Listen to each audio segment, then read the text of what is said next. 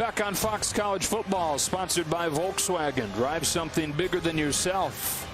When we talk about Texas issues on defense, injuries becoming a bigger part of the story as well, as Caden Stearns will miss his 4th consecutive game with a knee injury. Thompson and Brown both out. DeMarvion Overshown will miss today's game with a shoulder injury. And B.J. Foster probably won't play unless there's an emergency and they need him back in there as he deals with a shoulder injury of his own. But more on this Texas defense. Here's Bruce Feldman. Joe, for Texas defensive coordinator Todd Orlando, the most frustrating issue has been the tackling problems. He said when you're dealing with so many young players, he said there's going to be some internal hesitation where you're worrying, am I going to get beat? He said as a coach, you always got to be mindful of that, because if you keep talking about missed tackles, that's probably only going to lead to more missed tackles. So all you really talk about is running to the football and to try to get 2 or 3 guys all around them. He said right now, this has been a major psychology class in terms of these younger guys. The message we keep harking on, just cut it loose, man. That's the biggest thing. We're going to make you a great player, but you can't fear anything. Year 3 under Tom Herman for the Longhorns. Sights still set on a trip to the Big 12 championship game. And at number 15, the highest-ranked 2-loss team in the country. Gary Patterson's team with its first home game in almost a month, hoping that it's what the doctor ordered, having lost 3 of the last 4. Off we go in Fort Worth, with Texas winning the toss, deferring to the second half, and TCU ready to begin at the 25-yard line with the true freshman Max Duggan out of Lewis Central High School in Iowa, where he played for his father. 11 total touchdowns, no interceptions, and like you talked about off of the top, he has shown some big things on the ground. How about this run last week at Kansas State? I think it surprised everybody, maybe even surprised Max a little bit, but he is a strong kid. He's strong in the weight room. It's carried over onto the field. And you could see this play just elevate the confidence of the people around him. And to me, that's one of the biggest keys. Got a good O-line, got some excellent wide receivers and a good run game. He's just got to elevate the people around him. First play of the day for the Horned Frogs is a Darius Anderson run, and he gets a few. Stop made by Juwan Mitchell as we take a look at the TCU starters on offense. And the left guard, Cordell Wagwu, is the captain of that group. He has the presence. There's 4 seniors on that offensive line, and Jalen Rager, he's the explosive maker on the perimeter. Back-to-back run plays. Anderson gets tripped up by the corner to Sean Jamison. Part of this Texas defense that has struggled a ton. 638 yards against the Longhorns last week by Kansas in a 50-48 win. Big third down here. Confidence of a true freshman. Confidence of a defense that was shaky a week ago. They bring Shewo Olanalua into the game at running back. Tay Barber lined up in the backfield as well. Opening drive, 3rd down and 5. First throw for Duggan. He finds the crosser. Wide open Jalen Rager for a first down to the 40. And you see a big pocket there. Been one of the challenges with this Texas defense. Malcolm Roach, he sets the tone on that defensive line, but they've got to be more active when they rush 4 and get home. Joseph Asai's got an engine that never stops. Sideline to sideline, plays as hard as anybody in college football. And Brandon Jones, one of the last men standing, the captain of the defense on the back end. A lot of inexperience around him. He is the only upperclassman on the 2-deep in the back 8. We're talking 16 players, and he's the only junior or senior. Anderson tracked down from behind. He gets a yard. Stop made by Montrell Estelle. And you're talking about TCU offensively. You got a true freshman quarterback. You've got 2 really good running backs, and so they lean on this ground game, averaging 240 per game. That's 12th in America. 4 seniors on your O-line. I'd add in 2 pretty physical tight ends as well. 58% run for the one-time air raid quarterback and air raid system guy. Playing to the strengths of your group. Sonny Cumbie in his 6th season at TCU. Rager the motion man on 2nd down and 8. Here's Shewo Olanalua, 6'3", 240 pounds, tumbles near midfield. Estelle with another tackle. The numbers for Texas defensively, especially over the last 4, unsightly. Troubling. And really, in talking to Todd Orlando, just caught in between. You bring pressure, you get the big play against you. You sit back, and what they're doing right now, they're putting their cleats in the ground. You're not seeing a lot of disguise, just trying to get lined up. And as Bruce said earlier, let the guys cut it loose. But when you do that, you've been getting gashed as well, just in between, a place you never want to be. TCU, one of the best 3rd down teams in the Big 12. 3rd and 1 here. Rager coming in motion. It's Alana Lewis straight ahead. He's hit in the backfield, and it doesn't look like he got it. Texas defense stands up here on 3rd and short. It was a middle backer, Juwan Mitchell, the junior college transfer this June, that just pulled the trigger. Enough penetration early, but number 6 did exactly what Todd Orlando's asking his guys to do, and that's to play aggressive with a huge stop. And you can hear the locals, they don't like this decision on 4th and 1. What do you think? I think this is the right decision. Yeah, I think you've got to play to some of the strengths of your group, and it's certainly Gary Patterson's defense. But I'd also be on high alert here if you get the look you want in that defensive group here, if you got a fake in your back pocket. Jordy Sandy, freshman punter, sends it away to Brandon Jones. Fair catch, and Texas will have the ball for the first time with Sam Ehlinger on the other side of this break.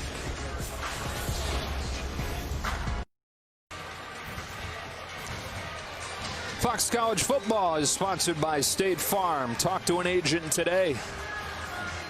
Now by the Ford Expedition, built to be better big. So here comes Texas on offense for the first time, and Sam Ehlinger, 67 touchdowns over the last 2 seasons. He's top 5 in Texas history in yards and in completions and in touchdowns. And through 7 games this year, Brock, putting up as good numbers as anybody ever has at Texas. Most accurate he's ever been. When you got a guy that played as a true freshman, I'm always curious to watch their commitment to developing. And he has immensely. Physically, changed his body in his release, more over the top, and playing with more accuracy and anticipation than he ever has. And they shift all over the place before the first snap. Begin the day with a Keontae Ingram run. He breaks free for a first down, crossing the 30. Coming off a bounce-back game, ran for more than 100 yards behind this offensive line that has made big improvements. He ran right behind the center there, the captain, Zach Shackelford. He is a load, playing with great confidence because I think he believes in the people around him.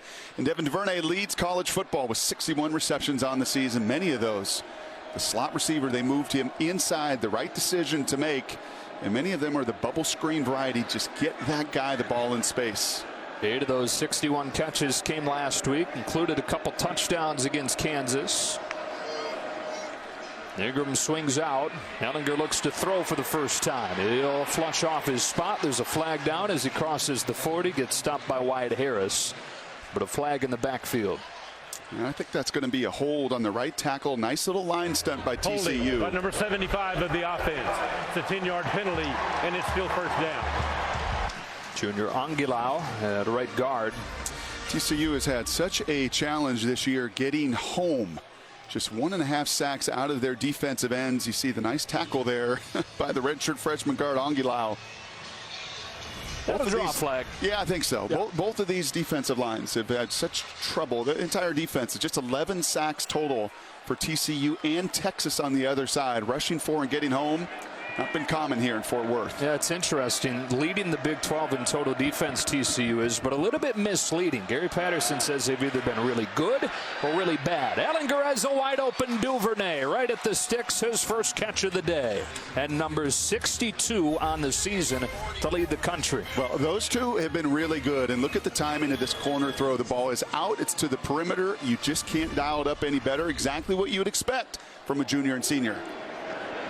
Ingram again lowers the shoulder, runs through a defender for 3 against his TCU defense. Always one of the best in the conference with Gary Patterson. Yeah, Ross Blacklock is the load. He's a D tackle right in the middle. He's the best on that D line. Garrett Wallow, the linebacker, he cleans up everything else, and a very veteran secondary as well. Ehlinger on time, and John Burt goes down to catch it. 3rd and short.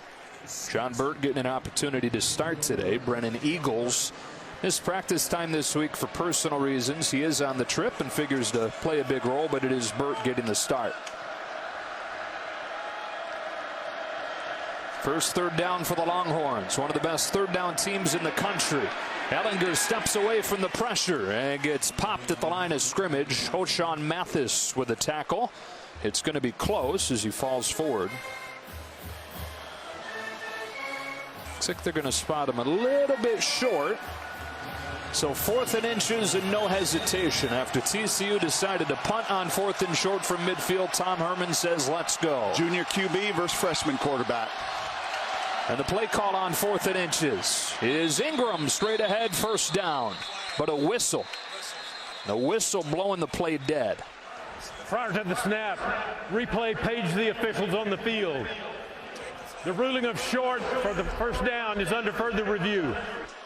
So, assuming that the call isn't changed, TCU may be catching a break there because Texas was going to have a first down.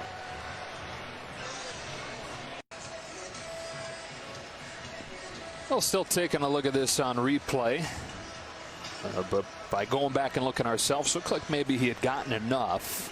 I wouldn't be surprised to see them overrule this upon replay and give them first down. Yeah, and just mark the number of times situations today. Red zone, third downs, big moments where you're going to see Sam, I think, do this. Design QB run. A good call by Gary Patterson. Wallace there to make the tackle. Sam makes a miss, and you're going to see here on the tackle, he's laying on top of the body. The hand and wrist are attached. Got to be the forearm down. After further review, the runner made the line to gain at the 45.5-yard line. It's a first down. So they do reverse it on replay. Not often you see that. Usually it's going to stand when you're talking about the matter of inches on spots. One of the top offenses in the country so far this season converts. Yeah, and that just shows you the belief, right? It is telling somewhat those short yardage situations around midfield. The belief that Herman has in Ellinger, and don't be surprised here, this is a perfect shot zone between the 40s. Better than 40 points per game. Best at Texas in more than a decade. They scored 50 last week. More than 600 yards in that win against Kansas. Move Cade Brewer tighter to the formation. John Burt screaming out there from the wide side, wondering what's going on. It's Ingram spinning his way across the 40. And what's going on is Sam's looking at the defense there. The two safety look in the depth of those safeties. He changed what probably was a pass call into a positive run play. Quickly back on the ball. Bubbled it outside. Here's Duvernay hoping for some blocks in front. Won't get him. It's third and short. One of the games within the game here, one of the stories within this game is that veteran quarterback in Ellinger you're talking about against Gary Patterson. That's right. And a veteran secondary. 4 seniors that start in that TCU, and you can see the ranks defensively in conference. We've had a couple hiccups on a wet, sloppy field up in Ames, Iowa, where the Cyclones got after them. SMU in this building. Some short fields, but by and large, this has been a sound, stout defense. Third down 3 for Texas. There again, Ellinger IDing the defense, making a call at the line with 5 to snap it. Back to throw, facing pressure, stands in, floats one, back shoulder, what a catch. Colin Johnson, who had a huge game against TCU last year, brings it in for 21 and a first down. Yeah, he just crushed him. Plays just like this. Third downs, fourth downs, touchdowns. That elbow's in. Clearly, he possesses the ball. A nightmare matchup for the undersized corner. Ellinger on the roll, pressured from behind, and will throw it at a bounds, 2nd and 10. You know, it's interesting. You brought up just the senior, right? Or junior, excuse me, in Ellinger. It feels like he's a senior. He's been here forever. But just this back and forth with Gary Patterson, you love it. That's the growth and development, why they're so good in the red zone. And actually an area where TCU has been weak. But you know that Sam loves this matchup because it's not just about knowing his offense. He knows it inside and out. It's now about attacking that defense. That's where the growth has been in his game.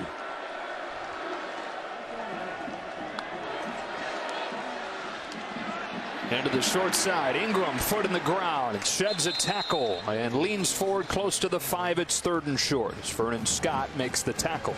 Young quarterbacks, Max Duggan on the other side, just want to know your own offensive play, your own personnel. Veteran quarterbacks start to attack the weaknesses of defenses. They empty it out for Ellinger here on 3rd and 3. He'll run it straight ahead. He's not going to get it. So a gain of 2, 4th and 1, and another early decision.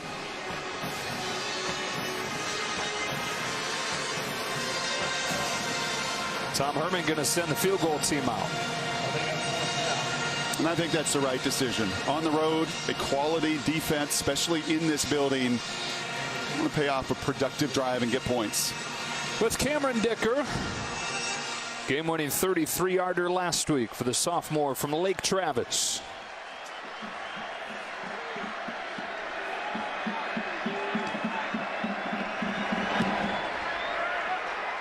He's got it. So Texas strikes first here in the 90th meeting between Texas and TCU.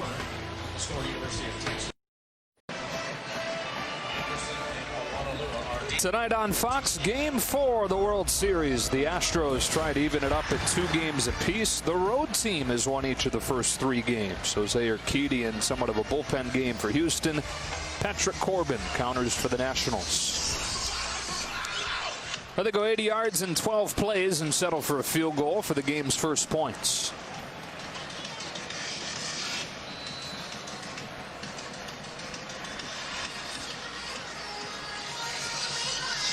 Darius Anderson to return this kickoff from Cameron Dicker.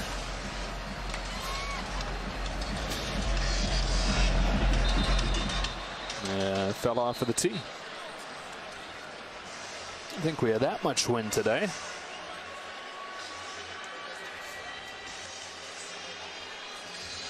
Big 12 standings at this point. Oklahoma made quite a charge. Wow. They're down 48-23 and looked like they'd gotten an onside kick overturned for an illegal touching. It was Wisconsin the week before, a heavy favorite that goes down in conference play. The Sooners travel up to Manhattan, and the Little Apple gets it done. Thing is drilled out of the end zone. Time to check in with Sam Farber in Los Angeles for a T-Mobile game break to see how it went down. Now, Joe, the folks don't have to take your word for it. Here it is, the onside kick attempt, down 7. Oklahoma appears to recover it after the scramble, but hold everything. Illegal touching is the call after a lengthy review, and Kansas State wins 42-35, their first top 5 win since 2006. Back to Joe and Brock. Coach Kleiman, you coach a little football. North Dakota State, obviously a title winner time and again, brings his game just quality play. Suddenly TCU saying maybe that loss last week doesn't look as bad. Here's Rager getting around the end. Yeah, getting a first down, stopped by Brandon Jones. It's a 24-17 loss for the Horned Frogs in Manhattan last week. Game they felt like they should have won. Got to get this guy as many touches. Missed him a few times. Open against the Wildcats. Got to simply get the ball in the most dynamic player on your offense's hands any way possible. 4.29 in the 40, one of the fastest players in the conference. Here's Duggan running for the first time, and the freshman angles out of bounds with a first down. Not surprised to see this commitment to the run. That's now 7 runs to 1 pass. You want to run right at these Longhorns. They've given up over 200 yards rushing. The last couple weeks been a struggle on that side to get off blocks, run right at them. Given up 5 100-yard rushers in the last 4 games. That included Puka Williams last week going off 190 for the Jayhawks. He is some player, by the way. From the 47, Duggan back to throw. Clean pocket, floats one down the middle. It's intercepted by Brandon Jones. A flag down after the pick as Jones brings it back near midfield. First interception thrown by Duggan. Well, remember I talked about young quarterbacks simply learning their play, and it's kind of difficult to learn the intricacies of what a defense is trying to do to you. Well, that's case in point. And you can see the shaking of the head. Can't believe it. That's the first pick of the year. Texas just runs 3, rushes 3, drops 8 into coverage. And that's a young quarterback that isn't attuned to exactly what's going on in coverage. And again, it seemed like the flag came after the interception. After the interception, a blindside block by number 44 of the intercepting team. It's a first down. It's on Tyler Owens. So the interception stands, but this penalty will bring it way back. Yeah, well, look at the clicker here, and this is just too deep by Texas. And I bet you that's what Max sees. He does not see, though, the safety right here. Brandon, that's sneaky, right? He's the 8th extra defender, just rushing 3. I don't think Max ever sees him. He sees those safeties split, as any young quarterback does. Study the safeties first, sees the safety split, but then you got to find the underneath coverage. And the captain, Brandon, he baits them, right? He's sitting there at a linebacker level, and you can see the penalty there, the blindside block pretty clearly by the true freshman Owens. Brandon gets underneath that seam route. And another learning lesson for a true freshman. But if you're Duggan, your eyes are wide, right? You think you've got it there. No question. Out of the middle of nowhere, Jones gets his 2nd interception of the year. You got to confirm what you see pre-snap, post-snap. TCU bringing pressure. They run away from it with Ingram. Stiff arm the first man that got pushed out. Does that make sense? Pre-snap, here's the coverage. Right, and again, a young quarterback's, okay, I got the coverage, I see it. And he goes over to Sonny and says, I thought I saw it too deep. That seam should have been there. Well, what did you see post-snap? Well, I didn't really see anything post-snap. I saw a blur of activity and, unfortunately, a pick. What was Sam Darnold said earlier this week? I'm seeing ghosts. 2nd down 6 for Texas. The penalty wound up being about a 40-yard penalty, negating the return from Jones. Heavy dose of Ingram so far. Stepped out of the tackle of Gaines and makes it 3rd and short. Shamik Blackshear with a tackle. 3rd and 2 for Texas. Yards after contact. Been a difference maker here in the first 10 minutes of play. Texas getting them running through some of those arm tackles. Well, 3rd and short a couple times on that first drive. They let Ellinger run both times.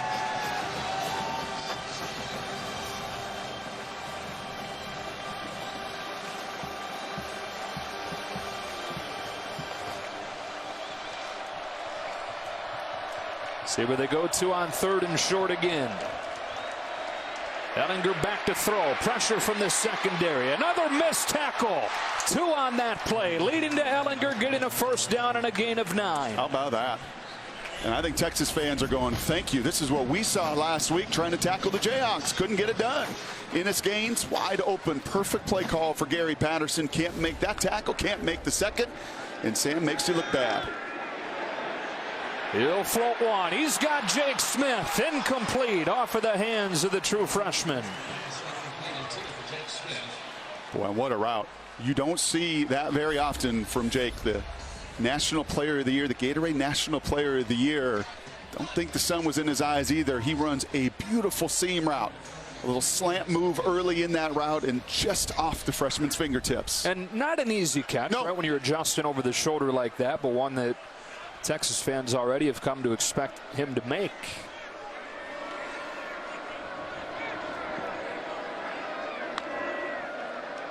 Second and 10 against a 4-man rush. Ellinger given time, and he gets intercepted. Anticipated by Garrett Wallow. And so TCU takes it right back with the first takeaway in 4 games. How good is that? The junior linebacker, this is all about film study and preparation. He's right here. All right, just a 4-man rush, as you said, and that only happens with route study. And I'll tell you what, Ellinger got fooled right there. He thought it was going to be a continuation of that in cut. Instead, Wallow runs the route and, most importantly, finishes the drill. That is rare. Ellinger, Duvernay not on the same page. And the junior linebacker, the leading tackler, the playmaker of that defense, gets a huge takeaway, a rarity for this TCU defense. Using some of his safety instincts when he came to TCU to play. Back and forth at that spot last year. He intercepts Ellinger and sets TCU up at the 20-yard line. Rager swings out. Osai reads it well, but can't catch up. Second effort brings him down. They're finding every way they can to get the ball in the hands of Jalen Rager. Yeah, Osai is relentless. And Gary Patterson knows that's exactly what his crew needed. Just the 6th takeaway of the year. And only the 4th pick for Ellinger. But Joseph Osai, 46, you just won't find a defensive player play as hard. Second down and 5. Olanalua into the teeth of the defense. Didn't have much. Taquan Graham with a tackle, and quickly 3rd down.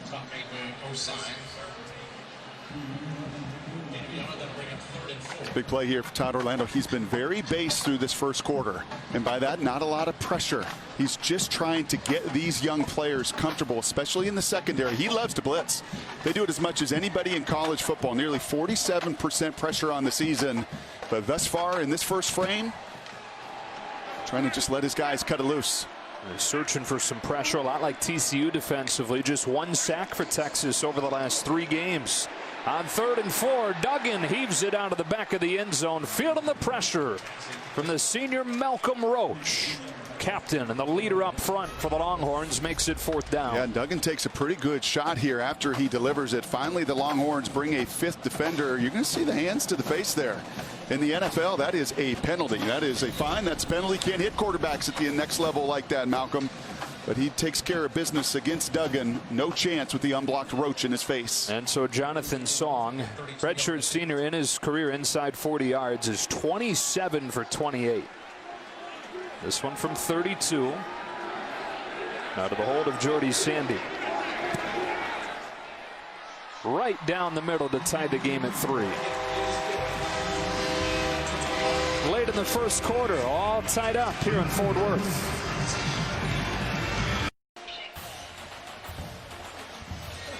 Fox College Football is sponsored by Progressive Insurance, handing off big savings to you. And by Wendy's, the official hamburger of NCAA football. Those are sweet. Huh? Take a look at the one to watch, sponsored by Credit One Bank. Joseph Osai. I mean, we talk about the defense having a tough season as a unit, but Joseph Osai, their leading tackler, doing some good things. Yeah, you know, I'll take Todd Orlando at his word. This isn't about want to. When you watch the effort of Osai and many of the guys up front, they are playing hard. It is just at times being out of position. It's very poor tackling, which you have not seen in this first quarter. They have been the better tackling team between the two. And Osai is a joy to watch because you feel his joy to play this game. Deshaun Jamison, who has a kick return touchdown this season, waits back on Griffin Cowell's kick. Fair catch taken by Jake Smith, and Texas will begin to the 25-yard line. Time now for More Than a House, sponsored by Rocket Mortgage by Quicken Loans. When it opened, seated 22,000 back in 1930. Hell's Half Acre, they call it, now 46,000 plus, and in the middle of a $100 million addition right now to the far side of the field. That's what it's going to look like when it's done. Really adds to the big-time feel of the place, them putting that up. Where would we have called that game in 1920? Where was with the fans? Where was the booth? Tied at 3. Beautiful place. Beauty. Just a perfect day for football in the upper 60s. Well, yesterday wasn't looking good. One of the coldest days in months here. They start this drive with the first touch for Roschon Johnson. What a story Roschon Johnson is. True freshman and a highly touted quarterback recruit. But running back after running back goes down during training camp with an injury. So Roschon Johnson shoots a text to Coach Sherman and says, hey, can we talk? I want to move to running back because I see that's what the team needs right now. He was an emergency option at that point, but has turned into one of their best options and is burning his red shirt as that's tossed incomplete wide of Elvante Woodard. It'll be 3rd down and 8. He was 3rd in the depth chart when they moved him. Another injury opened up a roll. And then they had another decision to make. Do you want to shut it down at 4 games in redshirt? He said, no. You need me right now. I'm going to keep playing. That's a true freshman. Incredible maturity. 3rd down and 8. TCU showing pressure. They're going to bring it. Ellinger gets rid of it. Incomplete. Was the contact early? Doesn't look like it with the coverage from Trayvon Merrick. Intended receiver Cade Brewer, 4th down. Ooh, I think he was a little bit early here. But a bang-bang play, and the officials are going to let him play. I like Merrick. He is a young safety that is growing into it. You see that body contact early. That's way early. Yeah, I'm surprised. And usually those back judges see that contact before the ball gets there. That's what you're looking for. Does he impede, in that case, Brewer's opportunity to go get it? I think he does. That's got to be a penalty. TCU is 2nd in the country in 3 and outs.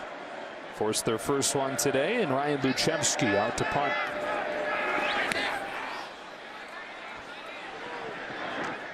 Fair catch taken at the 36.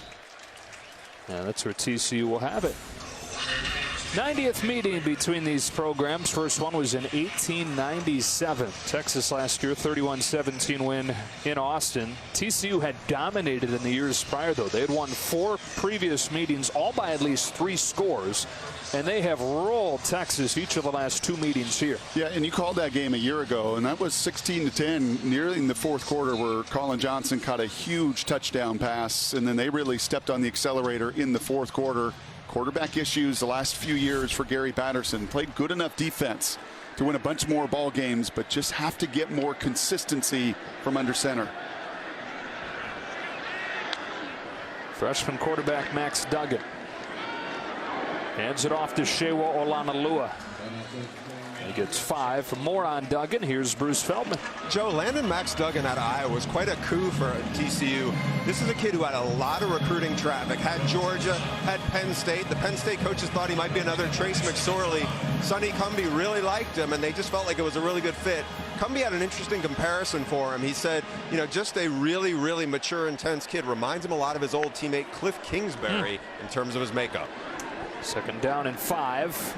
Hand it off again. Olanalua. Oh, Duggan delivering a block to spring him for a 1st down.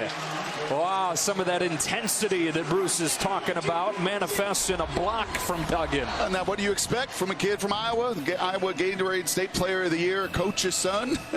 He actually, I think, had his eyes further downfield to look at the corner, but gets in the way for a good block. Back to Olanalua. Now, it's a good thing, right? Intensity. He's a perfectionist. Those are good qualities. But at the quarterback position, it can also work against you. It's a fine line. And I don't, the one thing that's jumped out to me a little bit is deliberate. He's going to keep it here, and he will slide down with Deshaun Jameson bearing down on him. Deliberate in delivery, right? Just wanted to make sure that you're confirming everything you see rather than playing with some anticipation. And it is hard as a true freshman, right? You want to get everything right. You want to make all the calls. You do, as you said earlier, you want to be perfect. You don't have to be perfect. You just got to be right. That's been Sonny Cumbie's message to him. We'll let that 1st quarter clock wind down, and they'll discuss this 3rd down and 5 play as we get ready for the 2nd. 3-3 after a quarter in Fort Worth.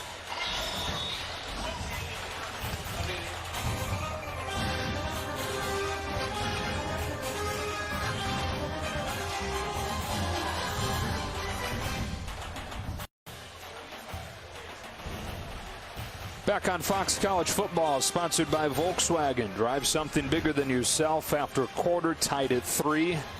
Pretty even so far in every measure. Both teams with 1 turnover. Each team getting an interception. And the 2nd quarter begins with a 3rd down and 5 for TCU. It's been almost exclusively on the ground so far for the Horned Frogs. 13 of their first 16 plays have been run plays. On 3rd and 5, they'll look to throw. Extra man comes for Texas. Duggan gets rid of it, but incomplete. Off of the hand of Tay Barber. But there is a flag down with perhaps a call on Keandre Coburn. Hitting Duggan late. Yeah, in driving, I think driving the freshman into the ground. A personal foul, roughing the passer by number 99 of the defense. So not as much late. 15-yard penalty and an automatic 1st down. As it was the way that he finished. And we saw the contact earlier, Roach, to the helmet. And I said to you during break, they're letting these guys play. Yeah, I don't think it's late. I think it is this move right there of just driving 330 pounds into the turf. Now, throwback guys, traditionalists are not going to like that call at all. But And Tom Herman doesn't like that call. The only thing he's going to say is if you're going to call it that way and my guy Ellenberg takes a hit like that later, you better be consistent. So the penalty gives him a 1st down to the 31. Very light box on 1st and 10. And the Horned Frogs will look to take advantage. Duggan on the replay pulls it, cuts it upfield, and gets popped by Juwan Mitchell, but he gets 8, and it's 2nd and short. Yeah, you know, we had Dean Blandino in the booth. Remember the USC-Utah game? And, you know, back to that penalty, and you'll see an excellent read here by Duggan, the easy read. By rule in college football, unlike the NFL, that's an obvious. You can't drive the player into the ground. But in college, it's not necessarily by rule named that way, but if they feel it's excessive, right? Unwarranted, excessive, a personal foul, they have the liberty to call that penalty. 2nd and 2. 5 blockers on 4 men in the box. Olanalua, 1st down TCU.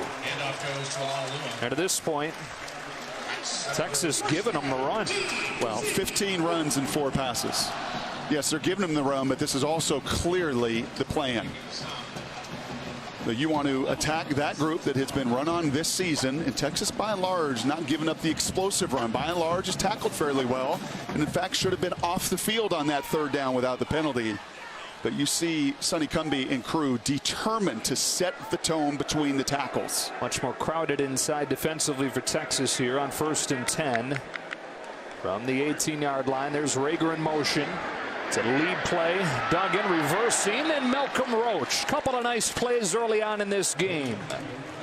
The senior from Upper Marlboro, Maryland. Yeah, not surprised to see the senior captain responding. Right, a big slice of humble pie was served in Austin last weekend with the Kansas Jayhawks going up and down the field. Who was going to take some pride? You've seen Osai sideline to sideline, and Malcolm Roach has been a factor through the first 17 minutes as well. Missed the first half during that humble pie eating game last week after the targeting penalty. He's in the middle of it again. Roach throws down Tay Barber on the sweep. Well, you got to block him. Right, you're going to see right guard, right tackle here. There's just some miscommunication. You let him go. That can't happen. Right, one of those two has at least got a slow play. Right, you're trying to deceive a senior captain that's seen just about everything. But the one thing you can't do is let that big man get ahead of steam. That's already 3 tackles for loss for Malcolm Roach, and it makes it 3rd and 17. See if they let the freshman quarterback go for it, if they just play conservatively, look for the field goal. He's looking end zone, wants it all. It's a touchdown. Pro Wells from 24 yards on 3rd and 17.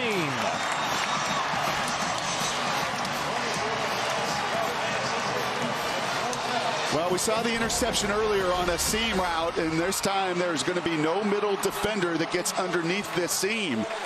But in fact, that's safety right here. And if you're Orlando, you are thinking you have got to make this play. You have got to undercut. That ball is in the air an awful long time, and I guarantee you, if that's Caden Stearns, if that's Chris Brown, if that's one of the veterans, they go and get it. They don't, and TCU capitalizes. And so TCU able to take advantage of the 3rd down penalty on Keandre Coburn. It's Pro Wells, his 4th touchdown on 8 catches this year, and TCU leads for the first time.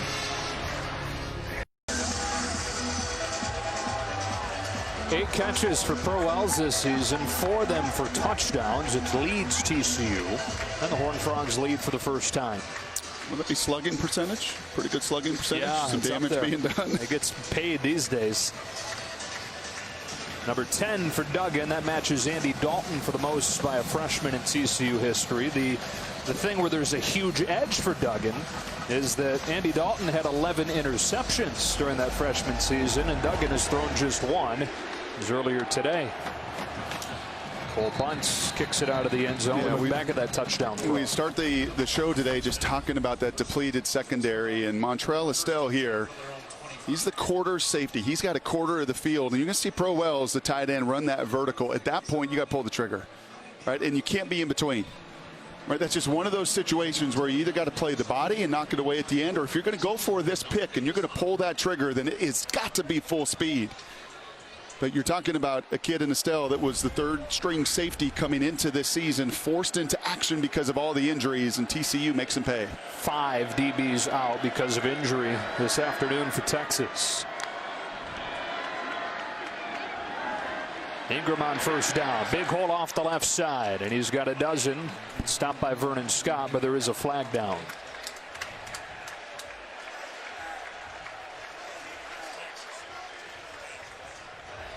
Holding by number 73 of the offense.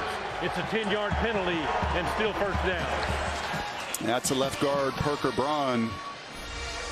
All-conference performer, transfer from Georgia Tech. It's right here, and he's locked up in a one-on-one situation with Garawalo and his tug of the jersey. It's already 4 penalties on Texas, which has been an issue for him this year. 2nd most penalized team in the conference. Sam Ehlinger started this game hot, 4 of his first 4. He's 0 of his last 5. He's facing pressure. He's got a one-on-one and takes advantage with Colin Johnson. But another flag down.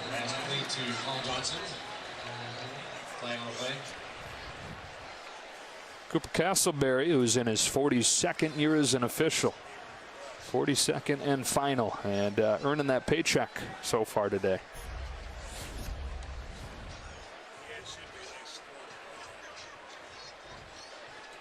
Maybe a face mask on Scott. A personal foul, grabbing the face mask by number 26 of the defense. It's a 15-yard penalty, and it's a 1st down. Moves it all the way to TCU territory. Corner blitz. You bring Gladney off the corner, and it leaves a safety in a one-on-one. Corners can't cover Colin Johnson in a one-on-one, and that time Scott could not get around the big frame. When pressed, and you saw it last week in the game-winning drive, 3 receptions to Colin Johnson. You saw it in this matchup a year ago. When pressed, you know where Ellinger's going with the ball. It's big number 9. He's been slowed by a hamstring injury this season. Here's Ingram stop and start, gets a few. Johnson getting healthy and has been really good lately. Time for a game break. Here's Sam.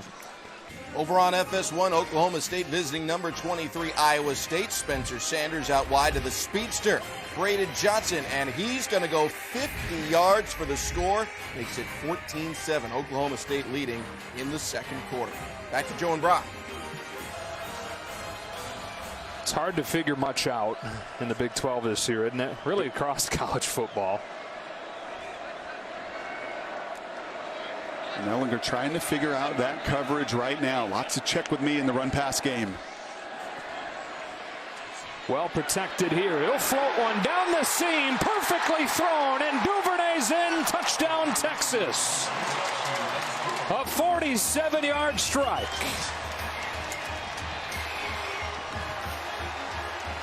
Well, we saw those 2 earlier miss on a little option route for an interception. You're not going to miss on that, and it's Duvernay's speed. It is the second gear here, right there, out of his cut. A little out cut right to the vertical. And those 2 have largely been on the same page this year. Duvernay, the country's best in receptions per game, puts another touchdown on the board. And that move by him from outside into the slot plays perfectly his senior year into his skill set. Been a monster. This game is tied at 10. These teams matching one another so far. Field goal, touchdown, touchdown.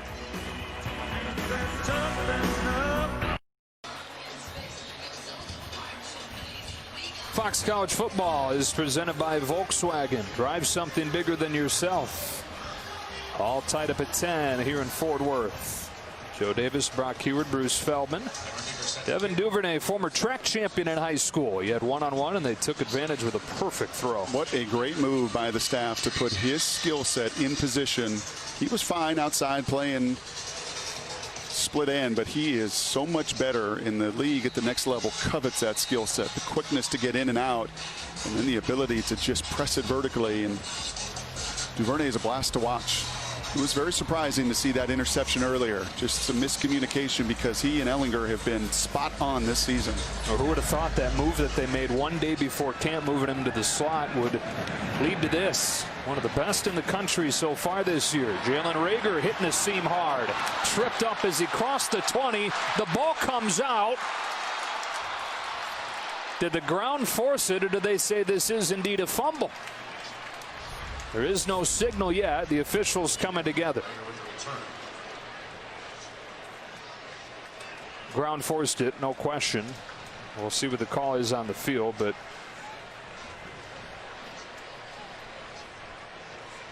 one way or another, this is going to be TCU ball. They're going to say Texas football, but the ruling on the field is a fumble recovered by the kicking team. First down. So they say that it's a fumble. I guess the one question becomes, was it his forearm or was it his wrist? Because the wrist is an extension of the hand. Correct. And if it's his wrist that hits the ground, it is a fumble. The ruling of a fumble is under further review.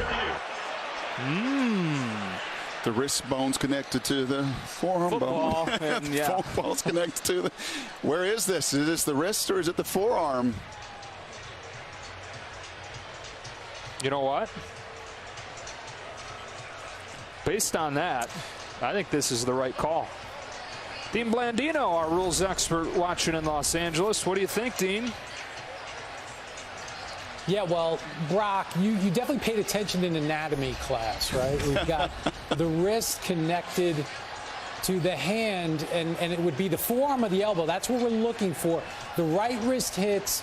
It looks like the ball comes loose at that point. I'm looking at that left forearm as well. They ruled fumble. I haven't seen anything that's going to allow them to change that ruling. No, that's a good point you bring up, Dean. The left forearm. We're focused on the right hand where the ball is, but does the left forearm come down? It's close. But again, key, as always, is the call on the field is fumble. Isn't that amazing, those officials? Their ability to see that. And Jalen is one of the fastest. He and Duvernay are both 10-2, 10-3, 100-meter guys. And for those officials to be on the spot so quickly, as fast as that is moving, and be able to gather together and make that call and determine at that point it is the wrist.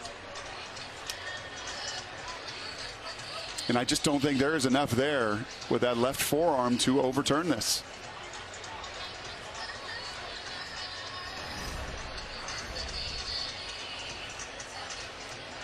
Cooper Castleberry on the phone to Gene Semko, the replay official.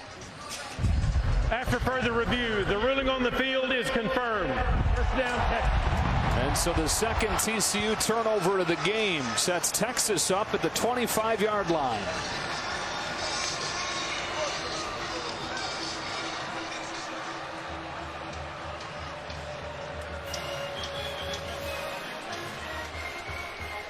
Great job by the officiating crew to get it right on the field. It's confirmed by replay, and from the 26 officially, the Longhorns take over.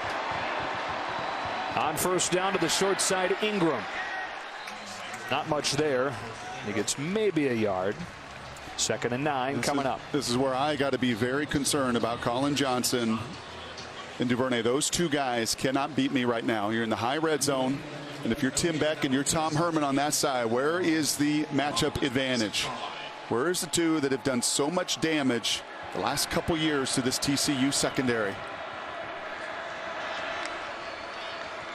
2nd and 9. Ellinger off play action, gets rid of it just in time, and there is Colin Johnson. So they did take advantage of the big target. His 3rd catch already, goes for 15. Yeah, he likes this matchup. He's liked it the last few years, and he likes it his hamstring, and you could see his legs. He's just back to 100%. And TCU just does not have an answer on the perimeter for his size. Ellinger rolling, turning the shoulders, eyes on the end zone, lets it go, and it's broken up by Gladney. What a good matchup that is. Colin Johnson against Jeff Gladney, TCU's most experienced player. Well, that is where the undersized DB can make it happen, running across the field. Does a nice job, is allowed to have that right hand on the hip as long as he doesn't turn the receiver. And the savvy senior knocks it away at just the right time. It's the blockouts, it's the jump balls, right? It's when Colin can get that DB on his back, it's advantage Longhorns. Bunch of pre-snap window dressing here for Texas in front of this 2nd and 10 play. They go back to the ground. Ingram stopped by Scott. 3rd and 7.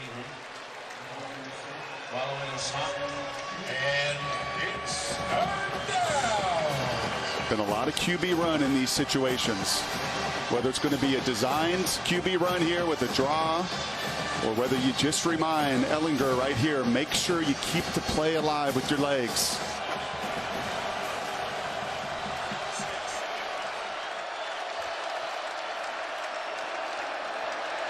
Out of an empty set on 3rd and 7. Bringing pressure. Ellinger floating, end zone, incomplete. Colin Johnson jousting with Jeff Gladney. And after he had a reception for a 15-yard gain earlier on the drive, Gladney wins the last 2 matchups. Yep, and you got to get in the body. If you're undersized and you're giving up 4 or 5 inches and 20, 30 pounds, a savvy play once again by Gladney to get right into the body of Johnson early and not allow him to block you out. Well done. Another opportunity for Cameron Dicker.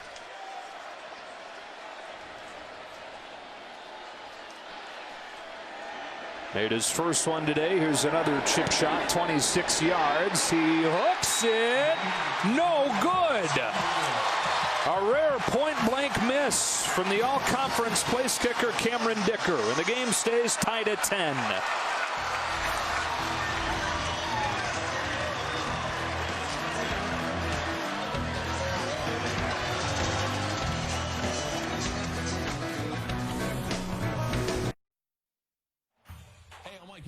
Hey, I'm Mike Hill. Coming up on the State Farm Halftime, a major upset for the 3rd straight week. Oklahoma falling to Kansas State. Plus, we'll have highlights from Ohio State's statement win over Wisconsin. So join me and Robert Smith at the half. Right now, Joe and Brock, back to you. All right, Mike, TCU able to dodge a bullet there. The turnover on special teams doesn't lead to anything as Cameron Dicker misses the 26-yard field goal. Horned Frogs back on offense. Duggan into the flats. And Carter Ware gets hit promptly by Brandon Jones. Well, they're playing hard. That was going to be exactly what Texas wanted to see. As the kicker looks on, and I think Cameron thinking, well, good thing I didn't hit that kick for the game winner against Kansas a week ago. Flushed that one. We were talked an awful lot about these Longhorns and knew what we had in Sam Ehlinger. Would they be able to play defense? Would they be able to pull the trigger? Would there be much more effort on this side of the ball? And definitively, the answer has been yes in this first half. It's 103 yards for TCU so far.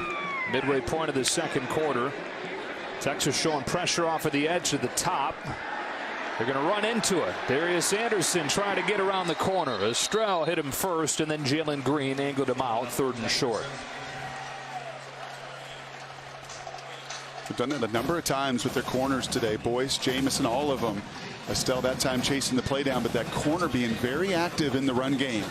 Making sure there's enough eyes committed defensively to play as a whole unit. Something that was a challenge for Todd Orlando's crew a week ago. A week after giving up 638 yards to Kansas, 109 so far against TCU. And they're reading the same clips and hearing the same things that fans are throughout the week. They know that they're looked at as the weak link. Taking some pride in it. On 3rd and short, blown up by Marquez Bimage. Now the junior from Brenham, Texas, makes it 4th down, and they are playing really well so far. Yeah, look at the late line stunt. A, I like that. B, look at the penetration of your big nose tackle. He forces that run to bounce just a little bit. Want to run it between the tackles. Coburn gets the push, and Bimage gets the finish. That is team defense. What you did not see a week ago. Could not defeat blocks. We're getting blown off the ball. Not the case in Fort Worth this afternoon. And this is against one of the top run offenses in the country. Sandy to punt it. Jake Smith waiting back. They're coming after it. He gets rid of it, but it is a bad one. Out of bounds, not even reaching midfield. So Texas with great field position and a 10-10 game when you come back. Texas is a place I... Fox College Football is sponsored by Charles Schwab. Own your tomorrow. And by AT&T. All tied up at 10. You mentioned it a few minutes ago, Brock, but Coach Herman said in 20 years of coaching, Sam Ehlinger is the most improved he's ever seen in terms of mechanics over the course of his career. Yeah, look at him 2 years ago to today. It is just getting on top of the football. Was a pusher of the football 2 years ago. Not anymore. And by getting on top of the football, he's so much more accurate, especially these shots down the field. That was the touchdown pass. It's hard to change your mechanics, man. Really hard. So much muscle memory. It takes an incredible amount of effort. That's exactly what Sam has done in his 3 years in Austin. And a lot of times when a guy gets to the college level and he's playing, right, you're not even going to touch it.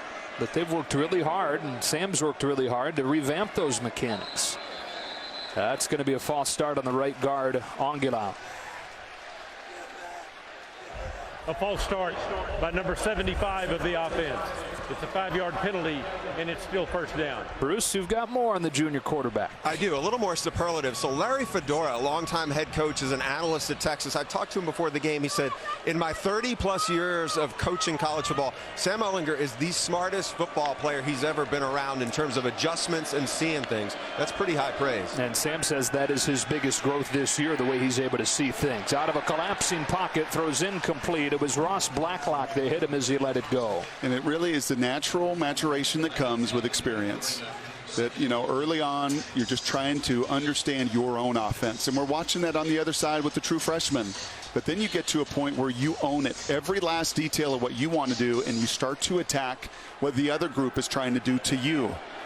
You see it at the NFL level, and with a guy that's now played 3 years collegiately, Sam's made enormous strides. He said as he's become more comfortable knowing all those things, he's much more decisive.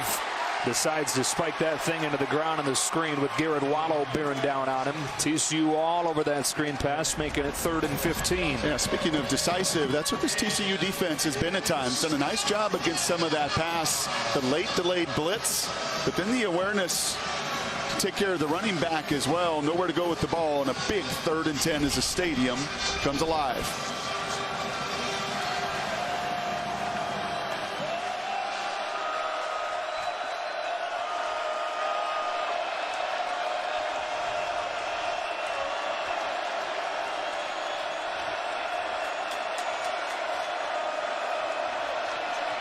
Pressure coming on 3rd and long. Ellinger heaving, far side of the field. John Bird is out of bounds with the coverage from the freshman Keon Stewart. We've seen these corners do a nice job against the bigger receivers. You've got to get into their body. You've got to use the extra defender, which is that boundary. The senior Burt does not give Ellinger enough room to keep that ball in play. It sails wide. That's a big 3 and out from one of the country's best defenses at forcing them off the bad punt. Job well done by the Horned Frogs. Yeah, the punt, by the way, officially was just 14 yards. And so TCU able to avoid points against them after the 14-yard punt, able to avoid it after the turnover. It says tied at 10. As Jalen Rager runs up on this one. It bounces inside the 10. Well done by Ryan Buchevsky, and down to the 2 by Brandon Jones. Time for our Drive Bigger moment of the game, brought to you by Volkswagen. Drive something bigger than yourself. Here's Bruce. Joe, TCU reserve offensive lineman Kelton Hollins is the president of an organization called Spark. It's an organization started by TCU football players to provide motivation for local youth on the importance of education and working in the community. In May, he actually spent 2 weeks in South Africa studying and doing some women's empowerment programs. He's been accepted into grad school here. He's going to get his master's, and he told me he plans to get his PhD, wants to be a professor. I asked him, where does all this come from? He said, college is such a beautiful place. I've had great mentors, so why not do that for other people? One other thing, guys on the teammates joke, or at least kind of say, this guy is going to be the future governor of the home state Louisiana someday, and he doesn't really shy away from that. Oh, great stuff, Bruce. TCU backed up here from its own 2. Out of the shotgun, it's Anderson getting just 1. He got tripped up by Jalen Green, who Texas gets back this week. And we talk about all the injuries in the secondary. Green has missed the last 3 games with a dislocated shoulder that he suffered against LSU. So they've put a few more guys on the shelf. Very excited to get Green back. And once again, that is the corner all the way from the field that has eyes into the backfield. An adjustment TCU has to make is take advantage of these corners that have been very active in the run game. Not a comfy spot for anybody here. How about a freshman quarterback? 2nd and 9 from his own 3. They look to throw out of his own end zone. That's incomplete. Nowhere close to Valence Hunt, who is defended by Green. And it's 3rd and 9. What a difference a couple punts make, right? In a closely contested game, and good coverage by Green on that out route. But you see the punt there by TCU for 14 yards, and it just puts their backs for Sonny Cumbie and his freshman right up against the wall as Texas executes on their side. The phase of the game we spend nearly enough time talking about is that special teams phase and the valuable real estate you can gain and lose. Longhorns trying to take advantage of Buchevsky's great punt. 3rd and 9. Against a 3-man rush, he's in trouble. Able to keep it alive. Duggan with his eyes downfield. Needs the 12. He's going to get there. First down, TCU. He was dead to rights in the end zone, but able to get away to extend the drive. And you sit with Sonny and Gary yesterday, and these are the kind of plays that just put a smile on their face. An excellent rush by Roach. Nearly gets home. He goes to the face mask. You can see the adjustment. Yeah, that's got to be called there. The wherewithal by the freshman to readjust the helmet, to reset, to know where he is on the field, and then enough athleticism to gain those 10 yards. Huge play there as they try to shift the field position at the very least. Fresh set of downs from the 14. They just barely get it off. Here comes Alana Lua. Time for a game break. We send it back to Los Angeles. Top 10 showdown in the SEC, and number 2 LSU first to find the end zone. Joe Burrow to Terrace Marshall Jr. 20-yard touchdown. It's Burrow's nation-leading 30th touchdown pass of the season. LSU up 7-3 on number 9 Auburn in the second quarter. Back to Joe and Brock. All right, Sam, tied at 10 here. 4.5 left to go in the first half. Second down and 7.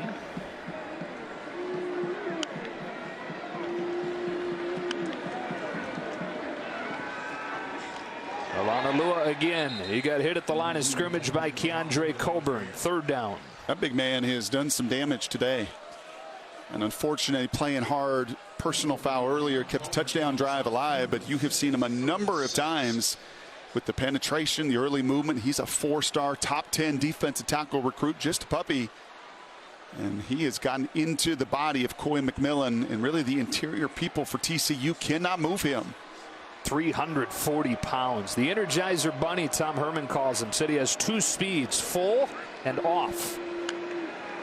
They're down 6, able to convert with Duggan running the last time. He'll float it. He's got Tay Barber off his fingertips. Missed opportunity for the Horned Frogs. It's 4th down. And what a wonderful design here. You're going to see it out of the backfield. Comes the wheel route. Can't design it any better. And I actually like the air on the ball. That was the point of emphasis this week for Max Duggan. Felt like he missed some shots down the field without enough air on it. Could have even put a little more for Tay Barber, who's getting his legs back underneath him after being banged up for the majority of the year. Fingertips away from a huge 3rd down catch. New punter in here. Dylan Jones, his first punt of the season. After the bad one the last time from Jordy Sandy. This one really good.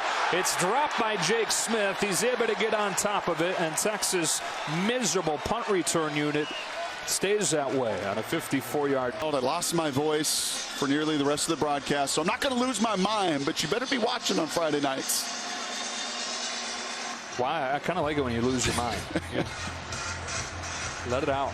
Tell us how you really feel. 1st and 10 from the 17. 3:22 left to go. Special teams have played a big role in this game so far. The field continues to shift. On 1st and 10, Ellinger to throw against a 4-man rush. They're still able to get home, and there's some of the pressure TCU's desperately been looking for. Corey Bethley gets the sack. Well, that was the guy that Coach Patterson talked about specifically that needed to be a factor. And once again, it is the movement up front. It is a line stunt. Ellinger tries to step up into that pressure. But if this crew with their secondary can rush 4 and affect the passer over the second half of the season, they are going to be very difficult to be efficient against. Number 3 in the country in sacks under Gary Patterson.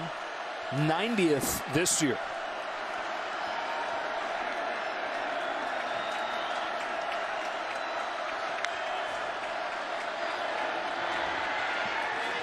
Ellinger down the sideline. Johnson incomplete. Coverage again from Gladney. And it's 3rd and 16 for Texas. He's a good one. He's going to play at the next level. He likes going up against the very best. He's scrappy. He's tough. Colin got the better of him in this matchup a season ago. And while Johnson's made a few catches today, Gladney's won his battles as well.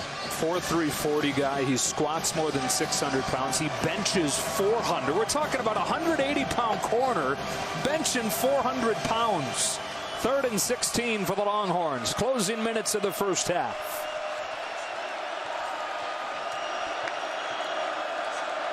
On 3rd and long, they'll trust the veteran quarterback. Steps into pressure. Wants Johnson. He's got it. Inbounds and a 1st down. Wow. That was an incredible throw. 5-man rush bearing down into Ellinger. He has one spot to throw it. The guts to throw that on 3rd and 16, and then ultimately the trust to believe your big receiver can make a play big time. Easier to trust when the guy on the other end is 6'6" like Johnson. They're going to blow this one dead. And take a look on replay. The ruling on the field is under further review. So just over the top of Jeff Gladney. Let's see, did Colin Johnson control this?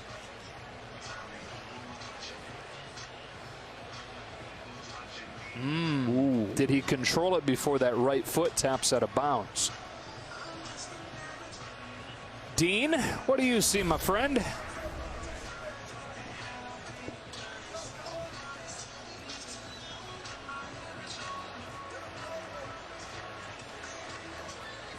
Appears to still be on the ground, inbounds.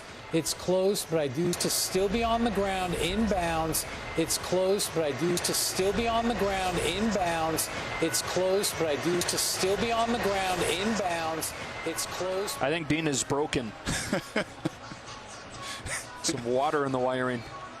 Man, it is really close. Really close. Does that left foot stay down on the ground while he adjusts that? Right, and this is where the call on the field, I think, is so essential. So the real question becomes, at what point does he have control? Yep. When he threw that ball, Ehlinger, I thought there is no way. Gladney is dropping underneath that corner route. There are two Horned Frogs there. There was one spot After to put further review, the ruling on the field is confirmed. First down. So a big throw and catch. Sam Ehlinger to Colin Johnson. Wow. 25 yards and a first down for Texas. And for Colin Johnson, after the big game against TCU last season, 4 catches for 83 yards here in the first half.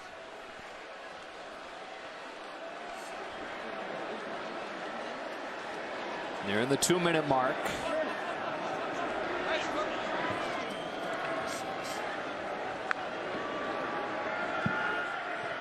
They bring just 4 again. Ehlinger steps up, throws a wobbler, but it's to a wide open Duvernay, and a first down inside the 40. Well, he came loose for a gain of 28. So heads up here. Young quarterback takes off and runs. Veteran quarterback, the game slows down. His eyes never leave the target down the field. Big play. Right back to Duvernay on the bubble this time. Steps out of the tackle attempt of Mayrig. That's how he's gotten a lot of his catches this season. In the quick game on the bubble. Turns this one into a nice gain. And the Texas tight end Cade Brewer is hurt. Duvernay is so strong. I mean, he is just such a weapon. And that's a significant weapon at tight end down for the Longhorns as well. This is the Nest Hub Max from Google.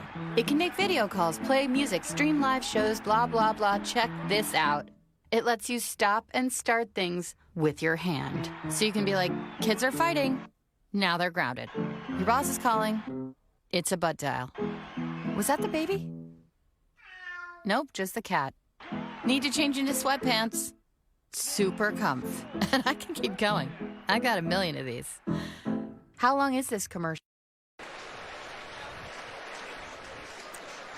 Well, Cade Brewer gets rolled up on that play, and the junior tight end, who's really played well lately, it's helped off. It's Trayvon Merrick that's coming in to make that tackle.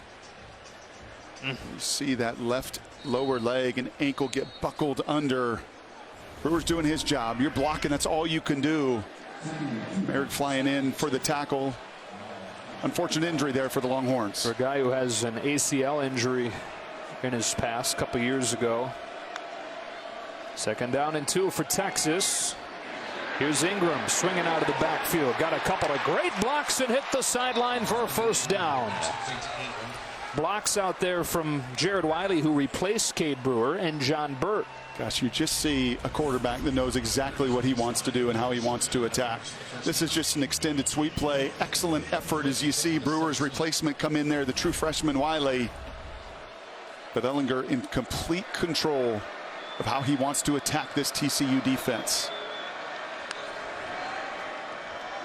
1st and 10. They fake the flip into the short side. End zone for Johnson. Goes up the ladder, but incomplete. Again, it's Johnson against Gladney. I don't know about you, but I can't wait for another half of this matchup. Yeah, and then you're going to get it. You're going to get 4 or 5 more of these opportunities, just one-on-one situations. This is what you call good on good. Best on best. And just by inches. Collins out of bounds. Two of the best players at their respective positions in the Big 12, head-to-head right there. Love the grass stains on that receiver's jersey. 2nd down and 10. Ellinger, wide open Ingram, touchdown Texas to retake the lead. Out of the backfield for a 17-yard score.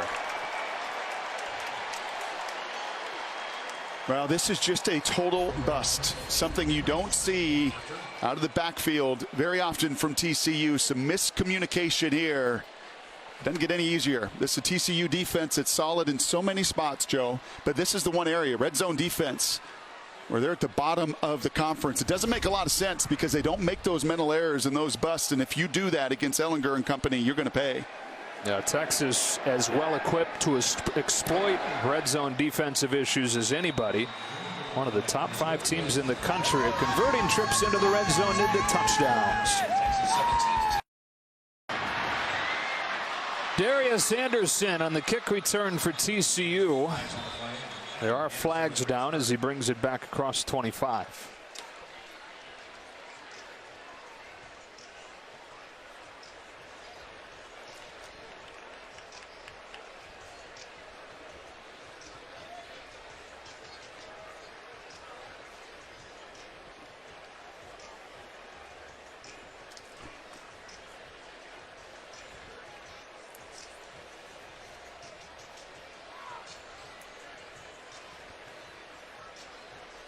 A long discussion on this one.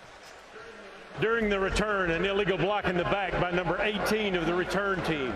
The penalty is half the distance to the goal, and it's 1st down. And so again, Gary Patterson's team is going to be backed way into its own end with just a minute 4. So back-to-back touchdowns for Texas after they trailed this game 10-3. And Sam Ellinger has passed Vince Young on the all-time touchdowns list in Texas history. Those are 3 pretty good ones, huh? Man. Pretty good company for a guy who grew up dreaming of being the Texas quarterback, as Longhorn fans well know at this point. Empty set for Duggan. Corrals a low snap. Hits across in Olanalua, who's got a 1st down to the 23. And all 3 timeouts for TCU. They're going to roll to the dice for the freshman quarterback, see what they can do here. Well, especially against an inexperienced secondary, you've got to take your shots down the field.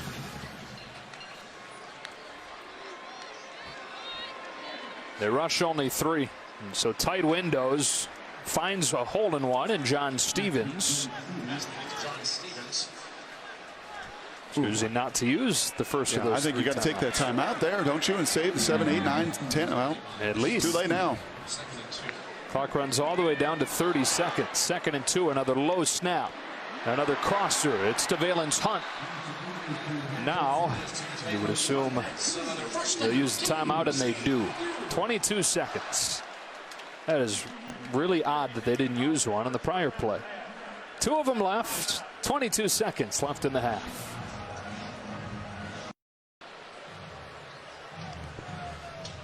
Coming up, stay tuned for Mike Hill, Robert Smith, and the State Farm Halftime Show. Busy day of college football to get you caught up on. 22 seconds left to go in the first half here. Next, Duggan and the Horned Frogs. 2 timeouts remaining.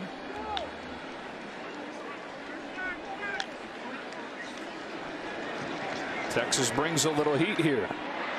Duggan finds Hunt again, racing for the sideline. He's got it. Tripped up by Mitchell. The clock stops at 15 seconds. Well, they do have a long field goal specialist looking ahead to that, and Griffin Kell, who's hit from 50 in his football career back in high school nearby Arlington. They need to get to the 33 to get to that range. So about 15 yards away from that. On 1st and 10, 15 seconds. Another corner blitz coming from Texas. And doing that all afternoon. It's picked up.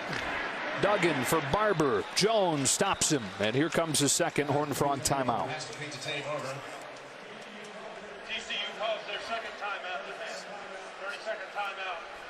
So 8 seconds. It gives you time for one more play. Try to set it up for a field goal. Yeah, one thing I like that you've seen here today from Sonny Cumbie and Max Duggan, a lot of that pre-snap right? And many times in the old days, you used to do it with your own cadence. Well, now you're doing it with that clap. So they have really operated well, trying to get Texas to show what they're doing. But to be honest, through the first 30 minutes, Joe, I think very loudly and quietly at times, that front D line of Texas rushing three has handled that O-line and makes life difficult for Sonny Cumbie and Max Duggan. They know what's coming. They're clapping their hands. You're many times seeing the blitz. You're seeing the corner. You're seeing what Tom Herman and the Longhorns want to do on that side of the ball. But it's just been the ability to really protect. It's been the challenge. We saw Jonathan Song, who is usually TCU's place kicker. His career long is 46. Anything 45 or longer, typically going to have Kel handle, though. From here, it'd be a 59-yarder. Trying to get another little chunk.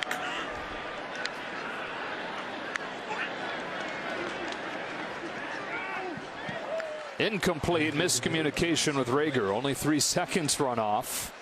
There's a borderline, right? Can you run a quick route? Use a timeout? Be borderline.